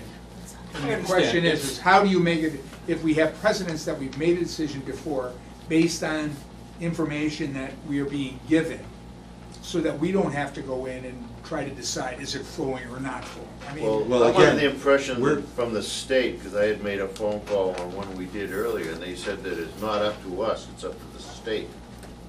You can file to the state, and they'll come out and they will tell you whether it's intermittent or not. So how can, we can't make that decision, we can't change it.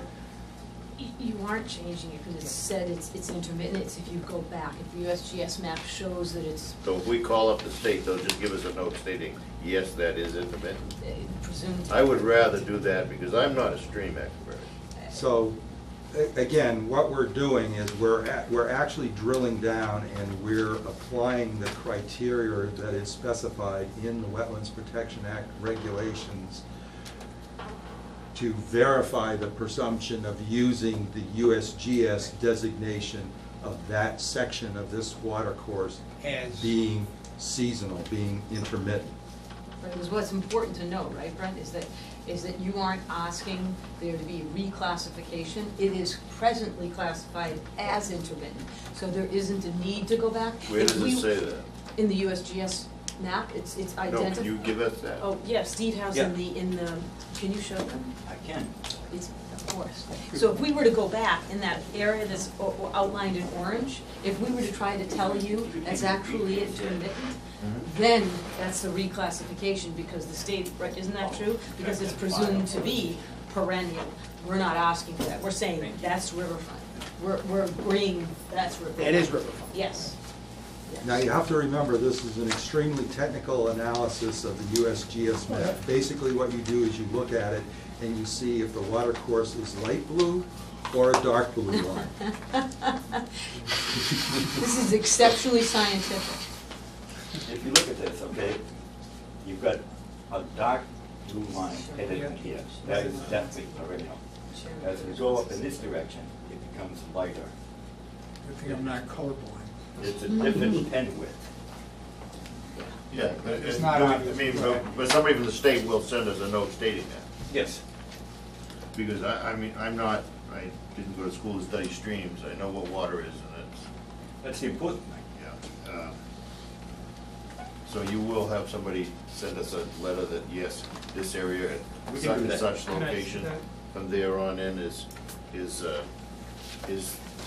they will determine it as intermittent, We can have somebody verify that section of the regulations. or at least tell us that, look at Rowley, we've already checked it out and don't need to come Well, out we and can, look again. we can request a verification from personnel at DEP that we're correctly applying Yes. that section of the regulations to this situation. Right, because I mean, there's no stamp or anything on it, that's just a picture, you know. of Yeah. that. Right. No, I understand. And, yeah, I just don't feel comfortable, because once we go and say, yeah, I guess it's not a stream anymore, No. We're not gonna say that. It's still a stream. It's just not perennial. We're drilling down and saying that section is seasonal. There's a change that occurs there. but that allows you to do things, and now somebody down the road, a year from now, will come up to us and say, we're gonna develop this whole thing because it's not flowing. In this We case, can't change that, I wouldn't think we should do that. well, actually, the decision that you make is only good for 3 years, okay? But in this particular case, Well, what happens after 3 years? it has to be redone. Every 3 years? Every 3 years, it just gets deleted. It's done. It's like any NRAD is good for 3 years. It is possible for you to extend an ORAD, but in general, the lifespan is 3 years. So if somebody comes back 3 years from now and wants to do the same thing with the stream, they have to go through the same dance. But didn't you say your stuff was done in 1970? No, the It said USGS. the date on the USGS quadrangle. So they don't have to do it every 3 years? No, Oh, they- no. The decision has to be made every 3 years. So, Yes. you're a This is little Wetlands Protection Act regulations as opposed to how the USGS Yes, handles classifies it. Okay. their topographic and their quadrangle So information. what's your feeling? My feeling is that this is technically correct, that, you know, again, we didn't know what the ramifications were going to be, again, because no development activity was proposed there. It was going to be gifted to the town, so it's like, okay. So we were calling it riverfront, So we were calling it riverfront, it's like, but we okay, didn't argue because it didn't matter because to we us. didn't think it mattered, but now it does We matter found based out on it- the planning we board. found And out so it mattered. now, Yeah. the amendment would be to say, hey, let's go with what the USGS is really saying, put that in there. There was, Like I said, we're technically correctly applying the regulatory definition. there was no Based physical on- activity being performed in the riverfront up in this area, on the area that we're calling intermittent. It doesn't change any of the functional results of the decision that you made before. But what if, so, I mean, I agree with you on this, I mean, I guess you guys know what you're talking about, but, so now a guy comes in next month and says, Usually I wanna put applicants- 6 houses in, that stream's intermittent, you guys already said this other one was.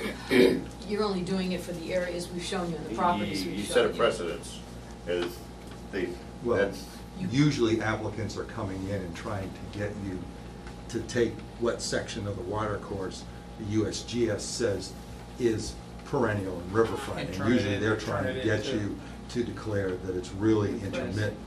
That's usually how it goes. Right. So all we're doing is amending their application to agree with the USGS. Yes. That's all they're asking. We're That's not all. changing anything. Per the regulations, again, that's the important thing here, per the regulations, we're applying the regulations. I guess I just want to add one thing that is not critical to what we're just talking about, but I'm concerned that you're not placed too much confidence in the intermittent status of that for practical purposes in terms of designing those basins. That culvert under Taylor Road washed out at least twice in my lifetime. Taylor Road's been built up at least a foot higher than it was after the last washout, and rebuilt that culvert. And you've got two basins this side of Taylor Road and one planned on the other side, and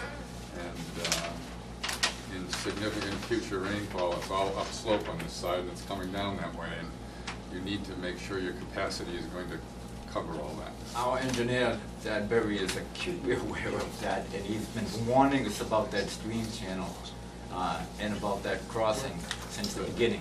He's done borings on both sides of the proposed crossing area to be sure that there's adequate stability for any kind of a structure that is in there. It's above and beyond the normal engineering practices.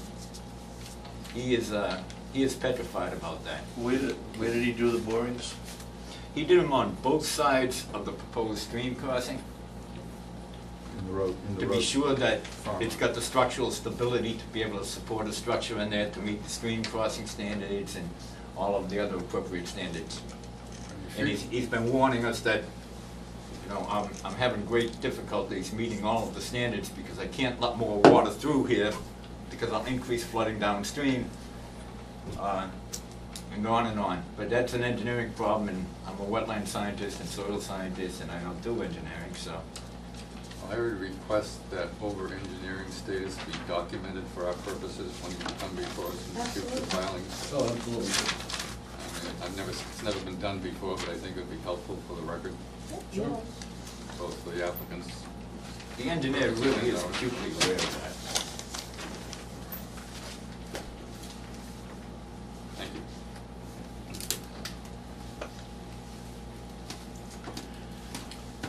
So do you want to consider moving to approve the amendment based on the contingency of getting a verification from DEP personnel that we're applying the regulations in this situation correctly? See, I'm not a scientist.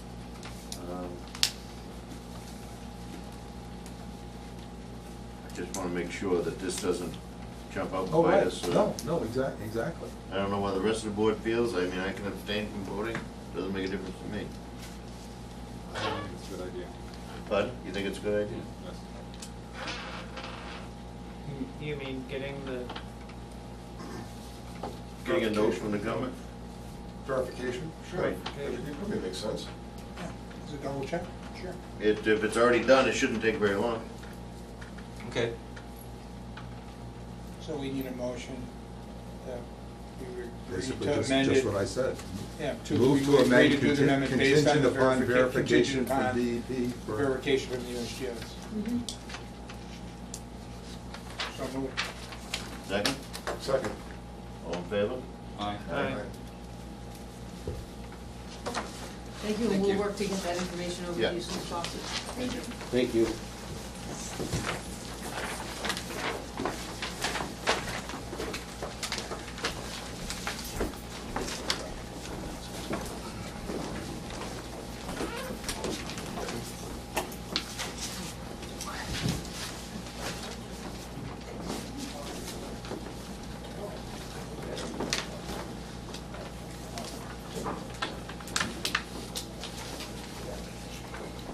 When I was a kid, I played in a lot of regular streets, we had little boats which showed flow, but in the summer, I couldn't get a boat down the street. No, but you can put one tree in the right spot, you can stop it for quite a That's while. what I'm saying, I couldn't get a boat down that street in August if I wanted to. Oh, you're familiar with it? No, I'm just saying, as a kid, when I was, Yeah. I'm like you know, I the stream as I spent a lot of time in woods. 40 houselets on the end of That's what, a dead-end circle, one way out, one way in, and all that doesn't work by those, Or traffic. Yep. talking probably at least 80 to 120 people with pets.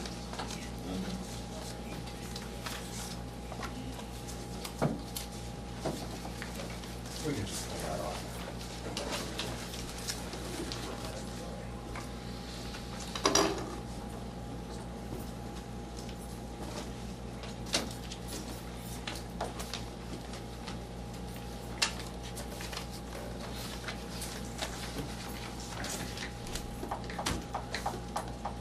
this brings us to our main event. The main event, best for last.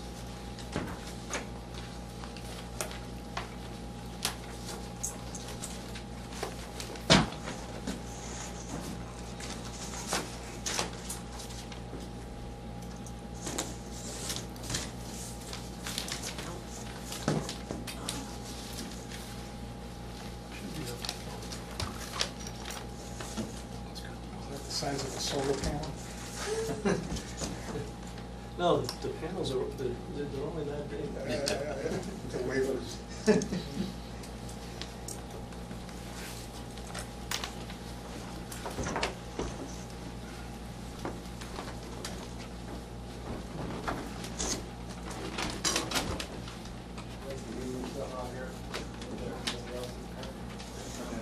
Very good. Just checking.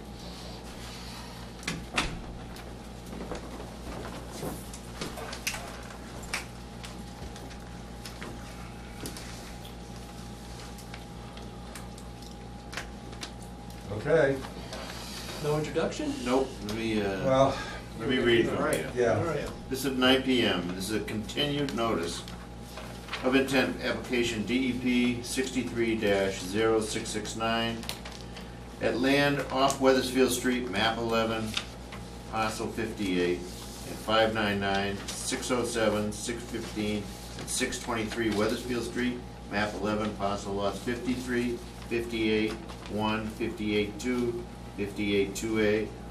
Rowley Solar LLC, owner of Marvin Revocable Trust, proposed the construction of 4.18 acre solar photovoltaic system, gravel access drives, stormwater facilities, utilities associated with grading within a 100-foot buffer zone of bordering vegetated wetlands and isolated vegetated wetlands. You have the floor. I'll do the next one, so Oh, we yeah. can do the stormwater one at the same time.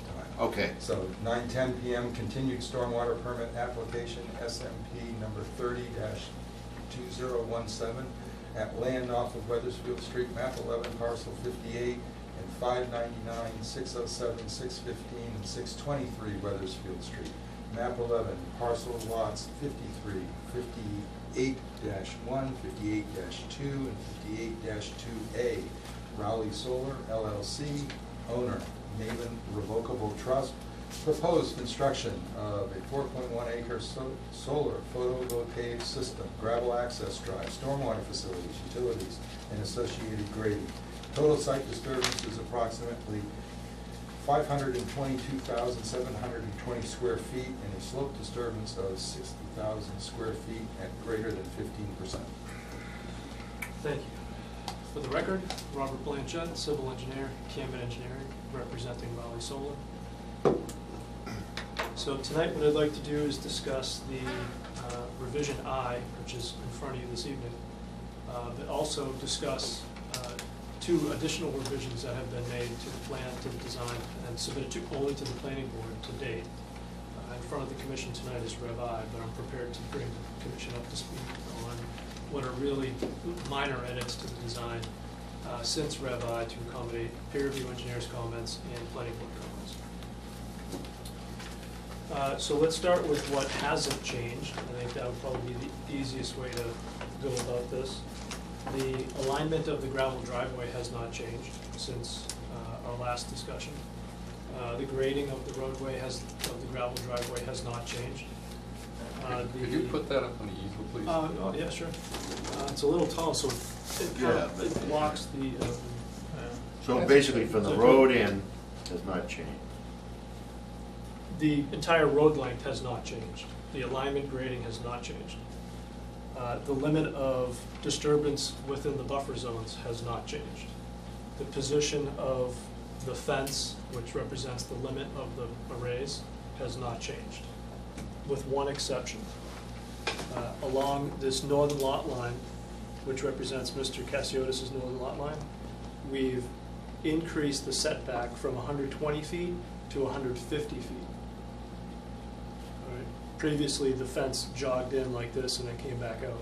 We pushed the fence back to give him a solid 150 feet in order to comply with the new zoning bylaw. The panels that were displaced were distributed among the two arrays. Wherever they fit, wherever we had a convenient gap, we placed a panel. So there are no more panels than there were before. But you're quite a bit less acreage, right? 4.18 in total. I mean, one time we were up to 14. That was probably a long time ago. Yeah, that's way back. Yeah, that was way back. So I'll start with what the minor changes were since the last design submission. We discussed this offset. Cameron Engineering has gone out and performed our soil testing for our stormwater basins. The mechanics of the stormwater system have not changed. I did have to move this basin from this location to this location in order to sit on top of the testing. Functionally, the stormwater system is still in compliance with the stormwater management standards. Mr. Graham Associates, who's the planning board's peer review engineer, had asked at his last set of comments to add additional erosion control measures. He asked for additional erosion control measures through here, through here, through here, along Basin 1, in these areas here, and along the west side of the gravel driveway through here. He also asked that we add what are called water bars. What we're proposing is it's called a rubber water bar, and what it does is it diverts stormwater away from the roadway into the grass line swale. We have 3 of those. They're made out of rubber, so as a vehicle drives over it, it collapses and then it stands back up. Easy to install, easy to maintain. They can be plowed over, driven over. Hard rubber or Yeah, it's, hollow rubber? Nope, it's, I have detail on the plans I can show you.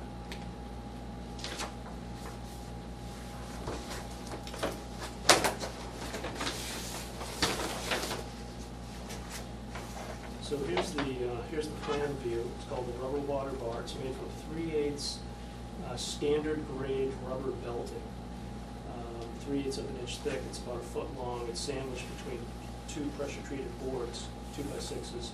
It's buried in the road base. It sticks up between 3 and 4 inches. So as it's driven over, it just collapses and it stands back Oh, up. it's actually like rubber. Yeah. It's a fin. Yeah, It's a fin, basically a sure. rubber fin that you Yep. install on a diagonal so that instead of allowing water to continue and pick up velocity going down the ruts in the gravel road Right. and create rills and gullies, it shunts it off into your swale, and that way you can control. You could have one shunting some water off to one side, one shunting it off to the other side. Correct. Because with stormwater, it's divide and slow down, not Yes. necessarily divide and conquer, but it's divide and slow down, so. I put it in a lot of water bars. I've never seen those before.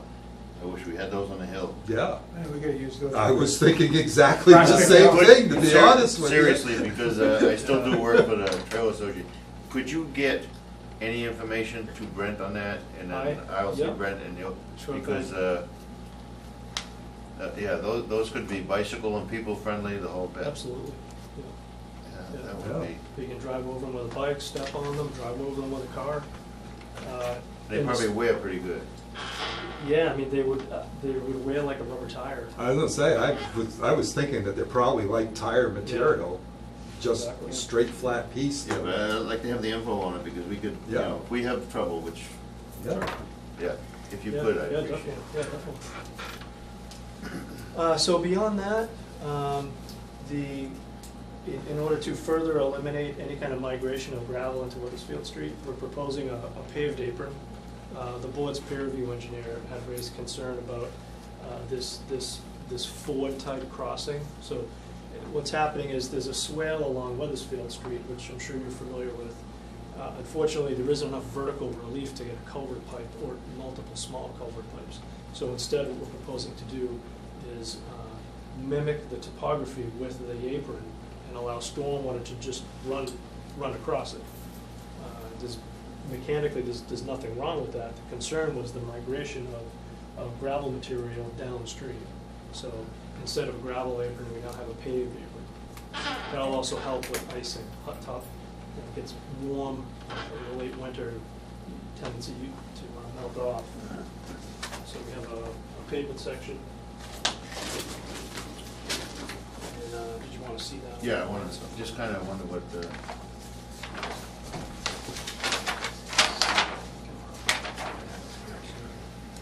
Right there. you don't have a side view plan? I don't have a profile. No. Yeah. Is that gonna shoot water into Weathersfield Street? No, actually, you know, I can show you kind of the 20-story version of that. Probably an icing problem there in the winter time. So what we have is we have it sloping this way, right? So we're at 49.9, 49.5, so 4/10 this way. And from here, up here we're at 51. We're sloping down to about 49.5. And then from Weathersfield Street, we're at 50.1 on this side, 50.8 on this side, sloping down to 49.9 and 49.5. So essentially what we've created is a saddle that's going to drain in this direction. So in the late winter, when we have evening icing conditions, but during the day we have the longer sun duration, this sloping pattern will allow that melting ice to shed up. And the road's only going to be used by maintenance vehicles on a quarterly basis. These maintenance vehicles are work-type vehicles, pickup trucks, larger type heavy-duty vehicles. Is the road itself paved? No. Okay. No, this will all stay gravel.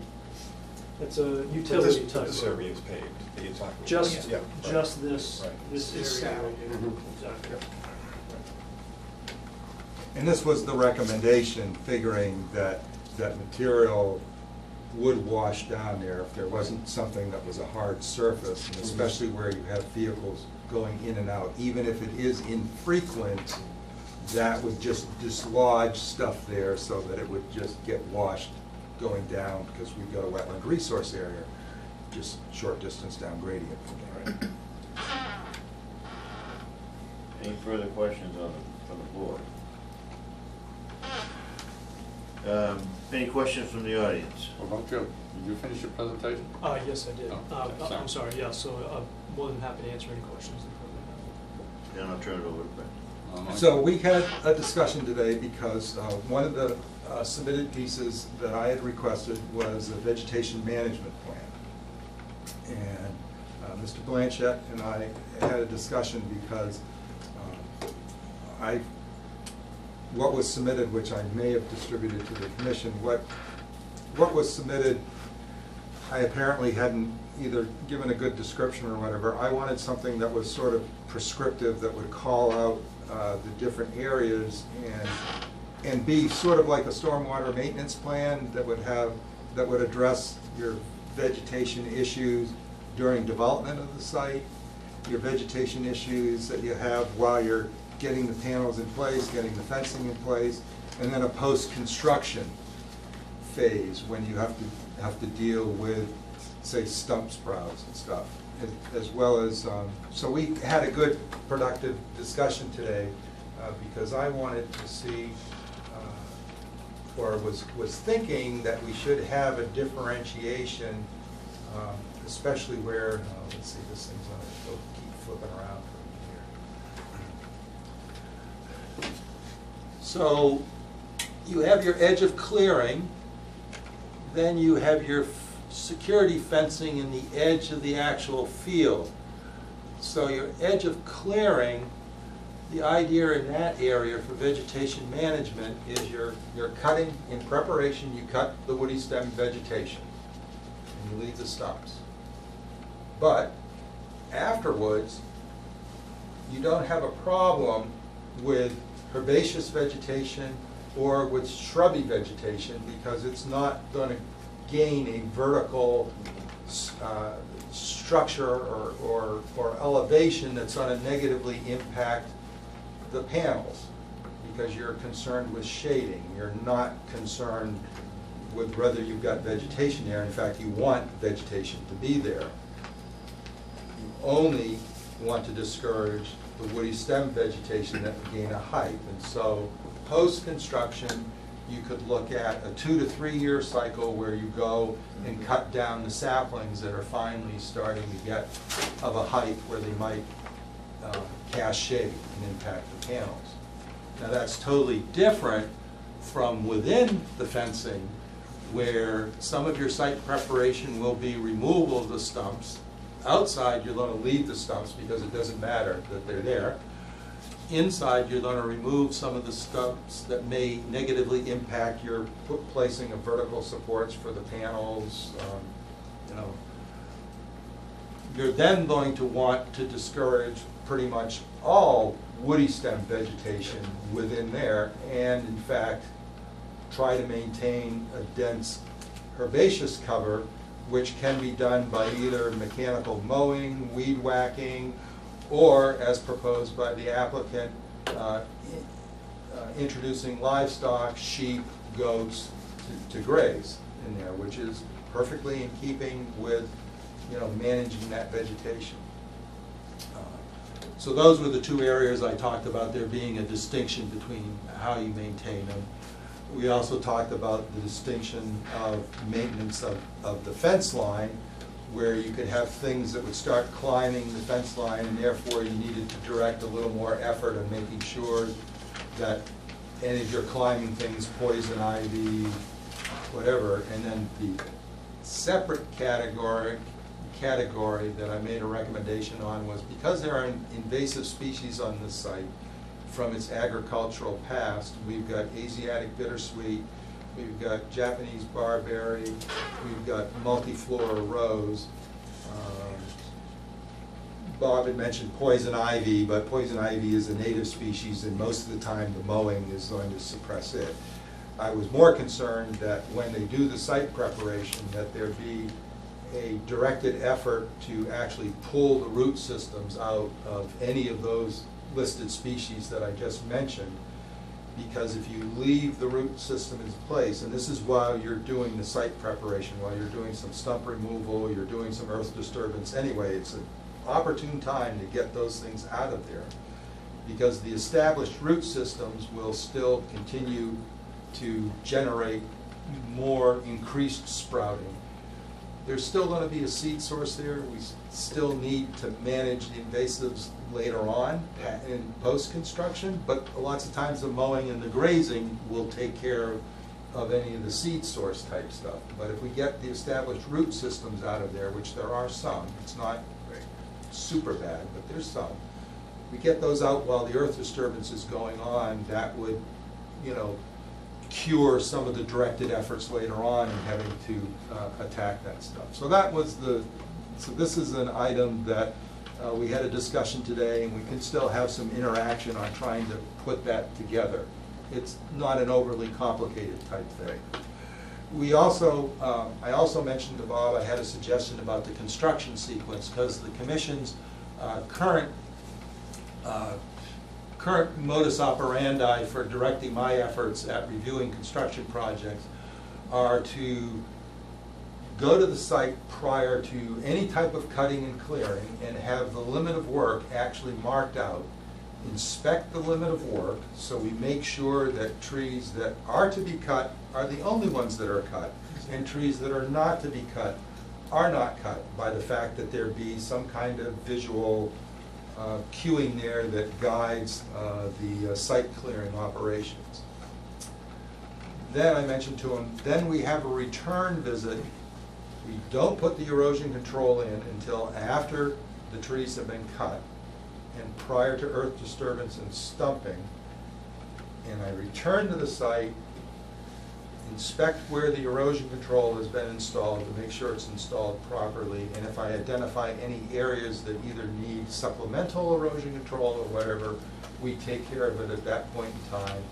And then after that, actual stump clearing, grading, that type of stuff takes place. So that was just a little tweaking to fit what we found seems to be the best in trying to minimize any excessive site disturbance, especially disturbance in regulated areas and buffer zone.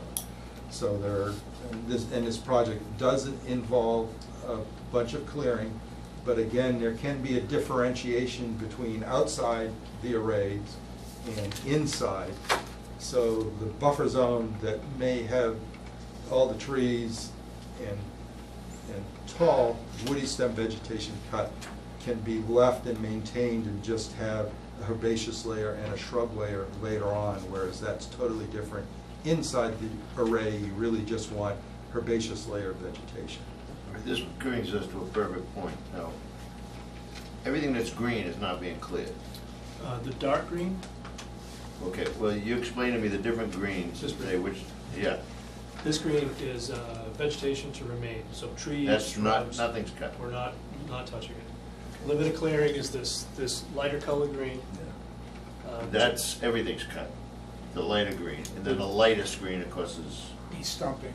that's Oh, earth flattening and all of it. inside the limit of this fence right here, it's proposed Now, fence. where is, now, we're involved through stormwater management.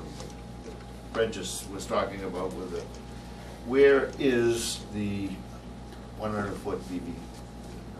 Buffer zone. It's represented by this line right here. That's the 100-foot buffer zone for this isolated vegetated wetland. We have a large bordering vegetated wetland through here, and the 100-foot buffer zone is, I guess I'll start back here. It's through the tree line, and then it runs just inside the fence line, comes out of the fence a little bit, and then back close to it, down like this. That's, on the left-hand side of that is the, He's 100-foot. From here, Yes. yes, To the left. excuse me, yes, so so it's actually very little land that we, as far as inside the bordering vegetated wetlands. Well, there is no impact to bordering vegetated wetlands or to the isolated vegetated Correct. wetlands. All the impact is in buffer zone, but there is buffer zone impact. There's right. some buffer zone disturbance. Mhm. There's a lot of buffer zone clearing in terms of the vegetative cover. In some cases, just the trees, just the woody stem vegetation, but in other instances, the shrub layer also is being cleared. And they're doing they've got some plantings and some screenings and stuff to do, but Yeah. I think very limited amount of that is actually in areas that we regulate. Not that that makes any difference. I mean, it just, Yeah, it that has makes to a do lot. more with planning board compliance Right. than it does with Conservation Commission issues. But at no point is the work any closer than the required 25-foot no cut. Oh, yeah, No disturbance zone. they're honoring the 25-foot no cut, no disturbance zone on all portions of On the every site, I type. believe, right? Okay. Or did we have- You planning on using chemical suppression of plants? No. No, just removal by mechanical means, or Or livestock. livestock. Thank you. Mechanical Where you're- chewing. Where goats? Well, I was thinking of outside the panel areas, what Brent was talking about, but, Like in, you know, where shading could possibly grow up and things like oh, in here. that. Yeah. We would need to keep that woody vegetation down to, Basically like a power line. Well, that's why I'm bringing it up. I don't want power line chemicals applied. yeah, no, and that can be written into the order. Yeah. Yeah, I think it should be. In the area where the panels are, what is the distance, I don't know whether it's gonna be the same or not, from the ground to the bottom of each panel? Vertical distance, Vertically, so the low end of the panels are. yeah, to the ground. Yep, so from the ground to the low end of the panels. Now, keep in mind, the panels are gonna follow the topography up to a 10% grade. Each one is going to be some distance between. Correct. So 4 feet would be the lowest it would be. And on the high side, given the angle of the panel and the width of the panel, it would be 6 feet. And what's the distance between the low edge of a panel and the top edge of the next panel to it? Is that a consistent space? It will be a consistent space. What will that be? The plans show 8 feet, and that's to allow maintenance between panels, and it's also to allow, or to prevent the panel forward of the next panel from shading the panel behind it.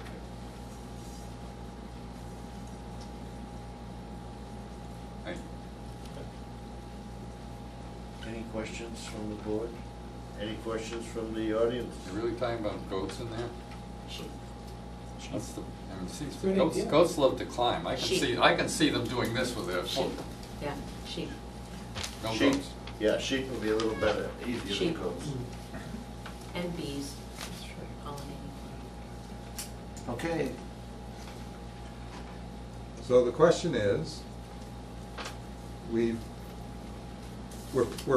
pretty close in terms of there's only a discrete few things left for Mr. Graham and Mr. Blanchett to work out. We are being told to anticipate a plan revision that's going to address some of the recent things that have come up, Right, out of the last mostly in time. regards to the planning board's conditioning. What would they be, what, do you know? I do.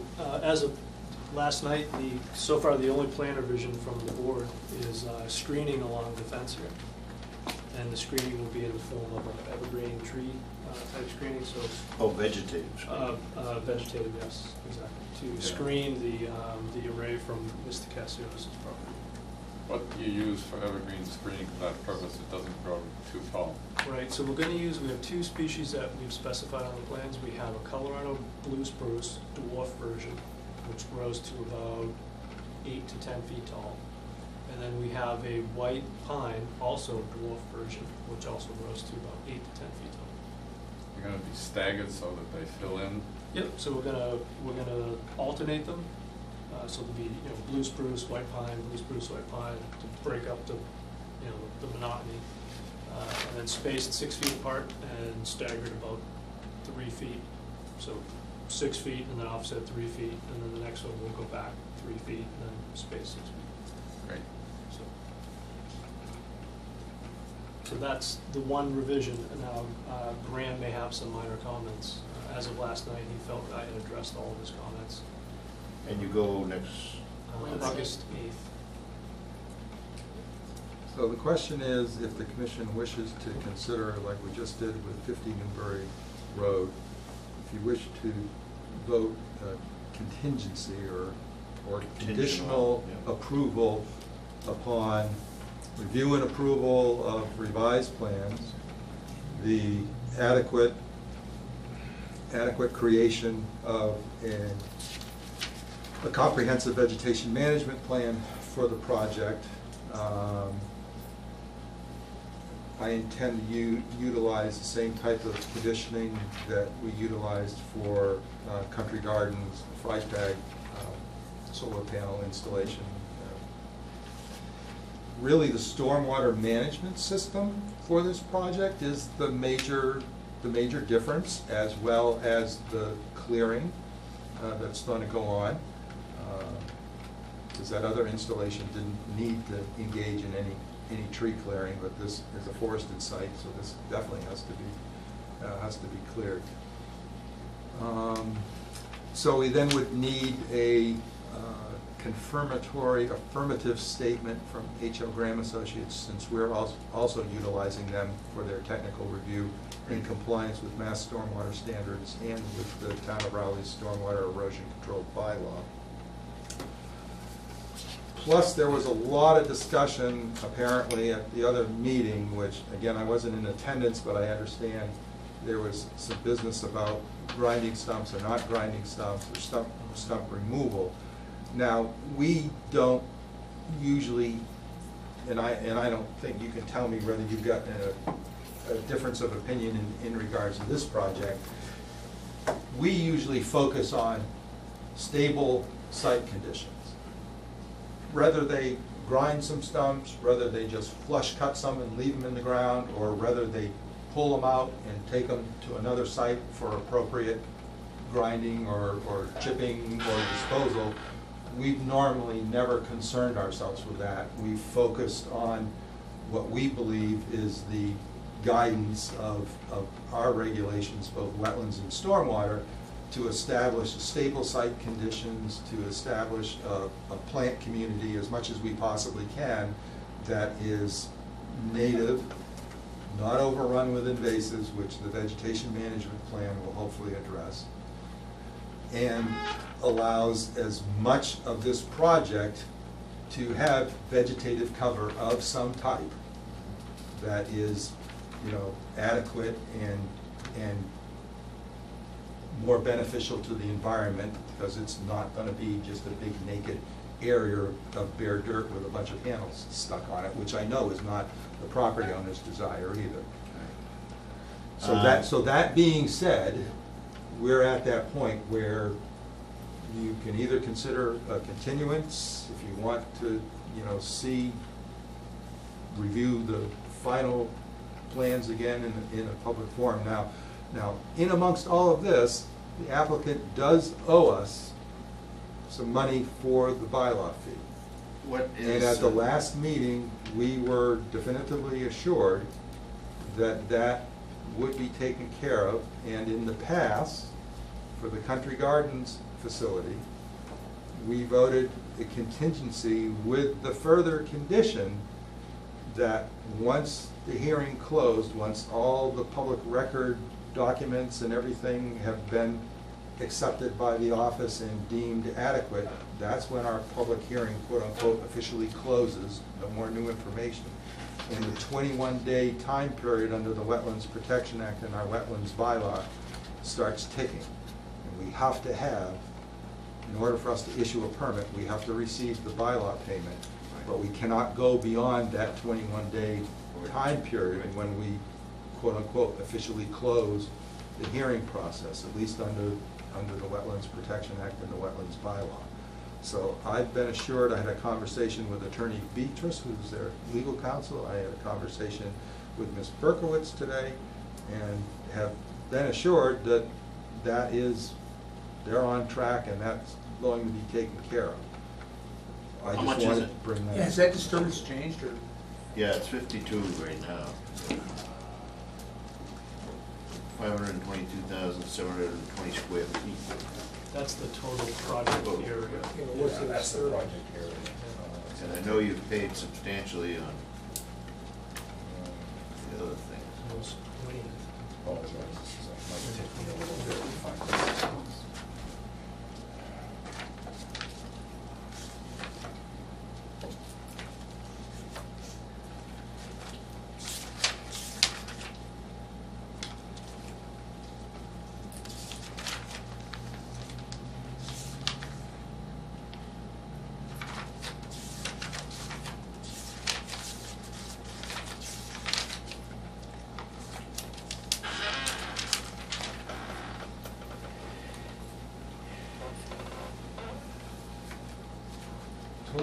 Total bylaw fee, total fee calculation of $64,500, of which at this point in time, there is a balance due of $43,460.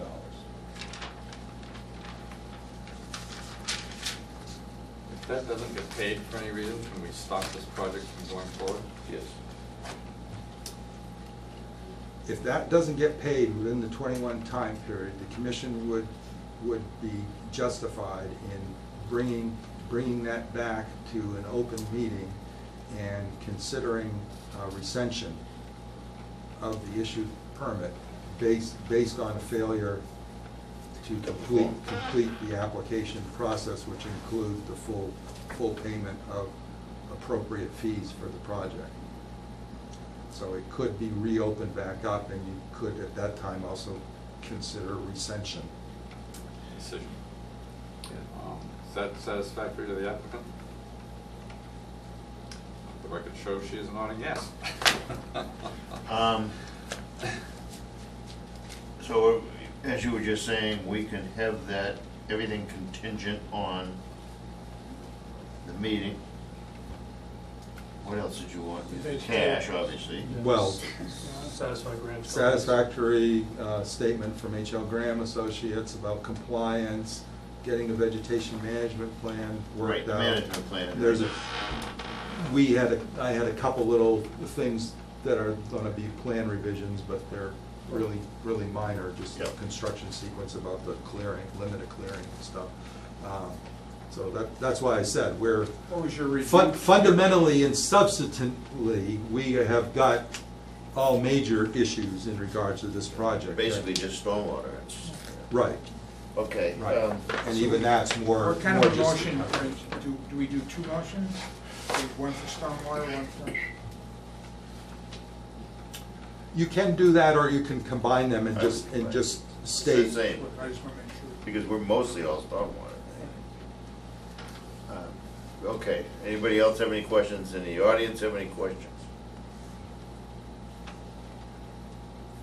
Do I hear such a motion? I'll move. Second? Second. All in favor? Aye. Okay, what are you smirking at? He's gonna miss us. It's 2 minutes, He's gonna miss it's 2 us. minutes at 10 o'clock. I think people got tired. To close the public hearing? No, does not close the public hearing until Oh, we okay. resolve All right, I see, so, full, all right, so we just full approval of all the understand. various things we're looking for, and then at that point in time, then that 21-day clock starts ticking. How long has it been that you've been on this?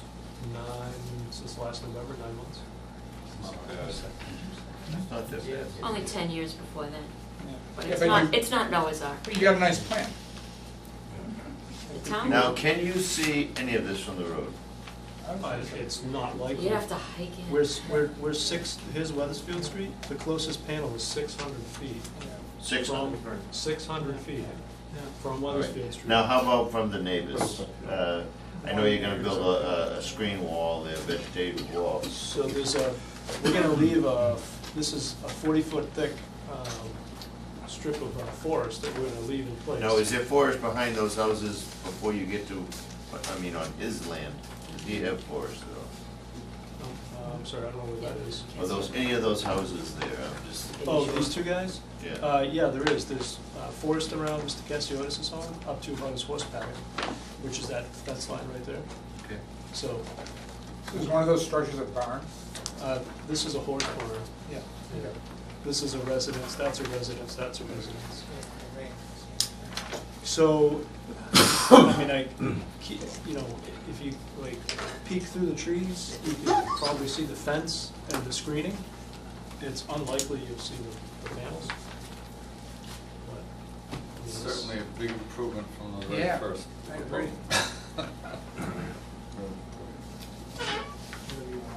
And they also have the additional benefit that, which is why I kind of was focusing on this vegetation management plan. You have the additional benefit that cleared area outside the perimeter fence, you can let that get as shrubby Sure. as you want, which is going to quote unquote be additional screening.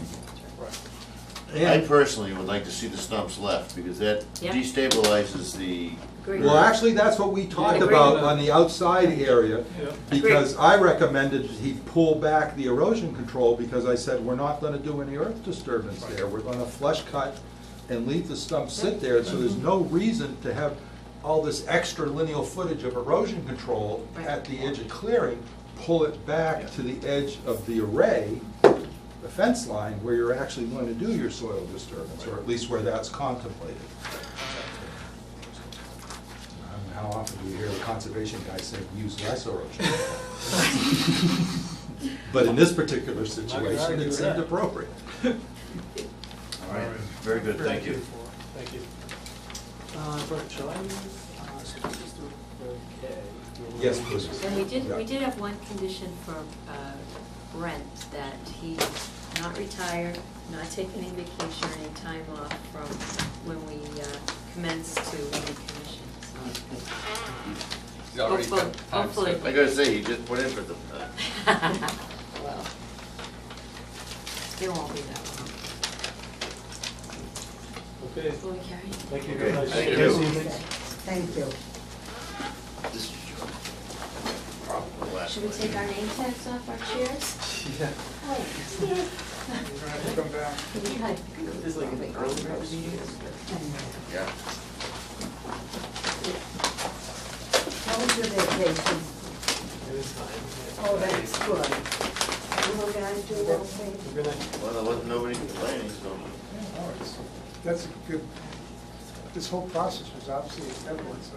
All right, my process is getting sleepy, so. Yeah. Well, Two more items? this is not take. Walk fast.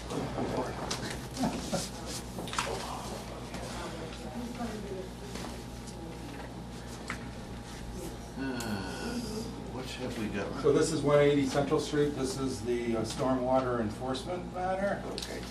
Oh, yes. Where am I? Probably somewhere down there. Status reports. Stormwater management control, Central Street, yeah. Stormwater management and erosion control bylaw enforcement order SMP number 31-2018 at 180 Central Street, Central Street. Map 24, parcel 39, lots 3 and 6, violation for limit of work by tree cutting.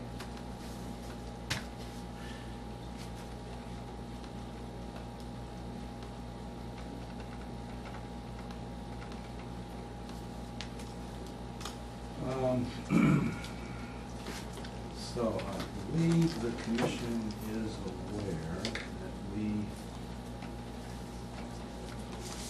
have gotten to the point where we had additional tree clearing occurred beyond the limit of work, apparently for the intention of providing a travel corridor for the land clearing firm that was hired to do the cutting on the site after we had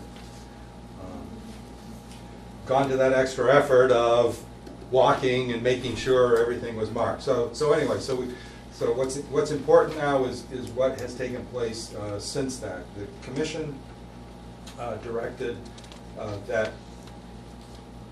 that corridor not be used for any further type of access, and it's been obstructed by the erection of safety fence at both ends. Let's see.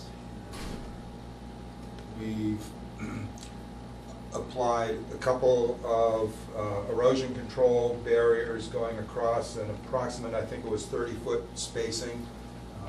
It's about 120-foot long corridor that was cut. It's been heavily mulched in order to, because it does slope down and head towards lot number 6, I believe it is.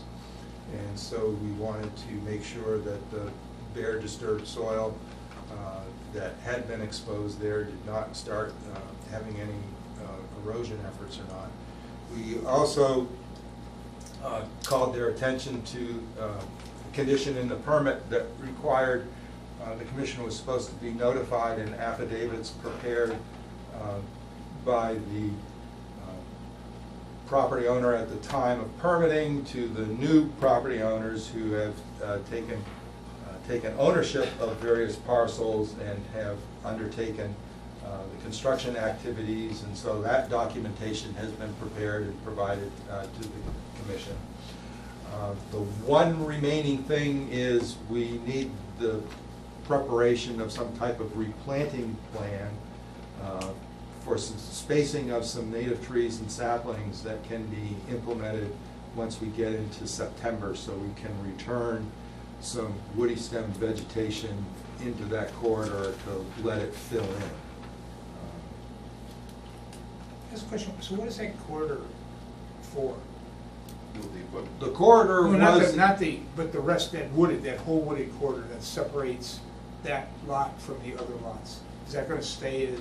It was supposed to remain untouched. It was supposed to be undisturbed. See, the stormwater calculations were based on that staying So is that just the as wooded. backyards of these properties? Essentially, it's the backyards.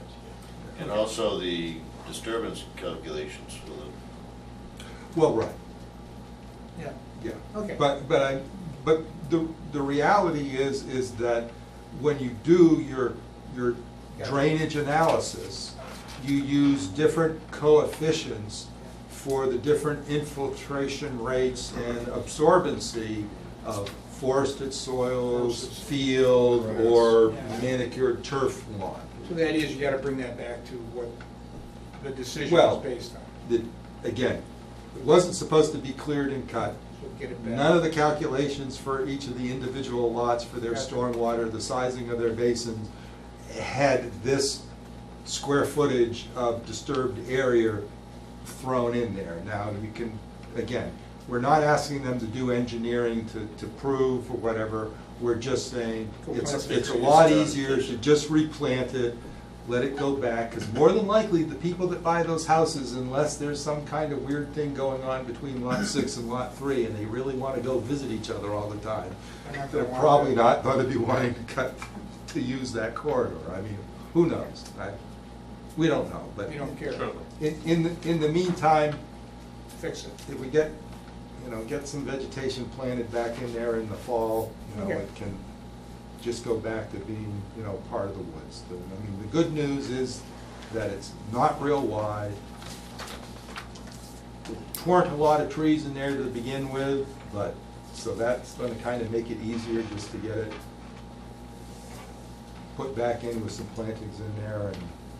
all right, so what is our action at this point? Yeah, right, we got the- They're gonna get back to you with some plantings. And we'd actually like to take give them just a little bit of time, not a whole lot, obviously. This time of year, you can't. Several of the trees that were cut, the bulk of them, I think there may have been 1 or 2 pines, but any of the other smaller saplings that were cut were deciduous trees, so I'm sure those will refoliate, well, I don't want to say I'm sure, but the likelihood of those refoliating are fairly good. Nothing got stumped in there, it was just a matter of, the tree cutter went in, he needed a path to get the logs from lot 6 to the top of the hill. Honestly, and this falls on us, I guess,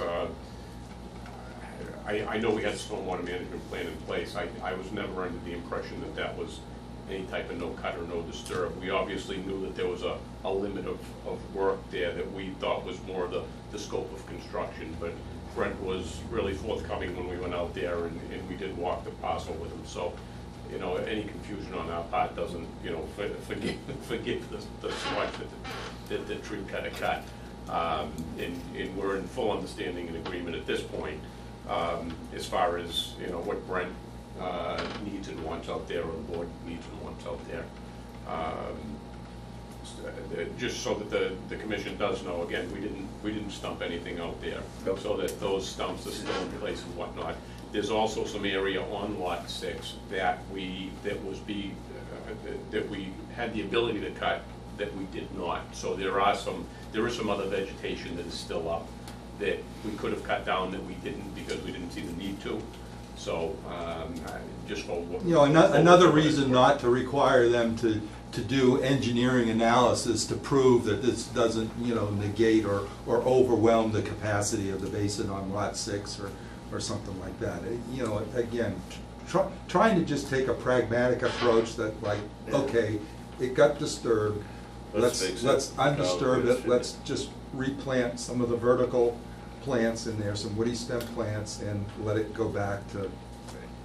Can we clearly delineate some no-cut, no-disturb areas and the areas of? That's not under the purview of the stormwater It's not within management permit. wetlands. But the limit of clearing, which is what you are enforcing here, is what was inadvertently violated. The limit of clearing was supposed to stop it at the edge there and quote-unquote, just exactly what it says. In effect, that's a de facto no-cut, Sure. Well, Well, you have to pay yes, for disturbed earth. except where under the wetlands bylaw, we tie it to specific type of wetland resource areas, i.e. the bordering vegetated wetlands or vernal pools. In this particular instance, their engineering and their development ideas or concept is implemented and put on paper by an engineer who establishes where they feel they are, quote unquote, going to do earth disturbance, going to do clearing, and they set up a boundary or a border, and we just enforce that. It's not, it doesn't come from us, it comes from their engineering guidance that says, okay, if you're gonna build a single-family home in this type of zoning, in this market, you need a certain amount of square footage, we need a place for the septic system, we need a driveway, da-da-da-da, this is, you know, okay, here's the limit of the lot, so to speak, the limit of clearing on the lot. And then we go by that. We don't enforce that and say, oh, you need to put the limit of clearing here. All right, So you need we're to good with. confirm, you need to vote to, just like an enforcement order, since it's only got my signature on it right now, you need to confirm and ratify the issuance of that enforcement order under the stormwater management bylaw. And do you want to set up a time limit? Do you want to give them 30 days to propose a planting plan? I prefer going with we'll put reasonable growing season, because this, you can't plant anything right now. No. I just want them to specify What they're gonna what's do. going to be obtained. So within 30 days, you Yeah, got a it- plan. You know, I want to see. Not actually doing it. Yeah. Right, I'm talking about just the plan, the replanting plan, which can just be a sketch and naming some, you know, native species and showing approximate spacing through the corridor. And then, yes, once it gets to the time period, September usually I think is good for putting things back in the ground again, they need to go and implement it. So 30 days to submit a plan and get it approved by the office, and then, let's say, end of October for it to be actually implemented on the ground. Is Does that sound good? that perfectly reasonable? Yeah. Everybody in agreement with that? I would encourage a generous density of planting.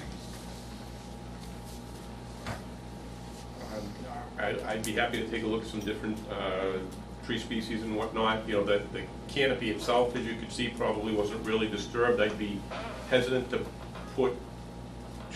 cluster the trees too closely together. You know, most of the trees that we look at will come with recommended spacing anyway. You know, As a general rule of thumb, I had thrown out about a 10-foot spacing. I've looked into some trees, and even, you know, like a run-of-the-mill type of maple recommends more of like a 30-foot spacing between trees. You know, I'd be Okay. happy to take a look at it. Yeah. You know, something Whatever like is that. recommended. You just want to make sure they have enough room to grow, obviously, Exactly. without crowding each other. And, you know, if you put them too close to some of that existing growth underneath the canopy, they're gonna grow sparsely and likely die anyway. So we'd like to make sure that whatever we do plant, you know, we err on the side of giving them room to grow. If there's, you know, some seeding or something that we need to do to stabilize that area with, you know, some type of native species, as Brent indicated, then we can take a look at something like that. Sure. I would imagine that, you know, once the weather comes around a little bit, we'll see some natural growth out there anyway, whether it's a refoliating of the stumps or any type of ground cover that might, you know.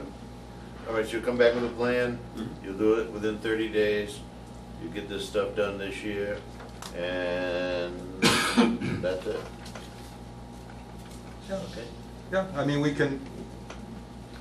we normally revisit something like that after it goes through an overwintering period. We revisit it and discuss. I mean, if everything's died back, most nurseries guarantee planting stock anyway, so there might have to be some stuff that's replaced, but again, I mean, it should grow right back. we're not turning this into a wetlands replication Okay, area. that's exactly what I wanted. All right, do I hear such a motion? Are we moving? Confirm and ratify the enforcement order with the stipulations for the planting plan and replanting to be implemented by the end of October, 30 days for the plan. So moved. Second. All in favor? Aye. Aye. I abstain. Thank you. They made it very, they took your time to make a very nice corridor. I'd have killed him. I said, why don't you just drive through, you know? Well, again, not to belabor the fact, but, you know, I'm sure the guys just thought it was, Or he thought they were doing that you know, service. to get from one lot to the other, they didn't think twice, and the next thing you know, that's what we got. It is the shortest distance. It is. There was an existing path, they picked a spot that there was an existing path, and they, you know, rather than, yeah. What do you know? Those damn deer.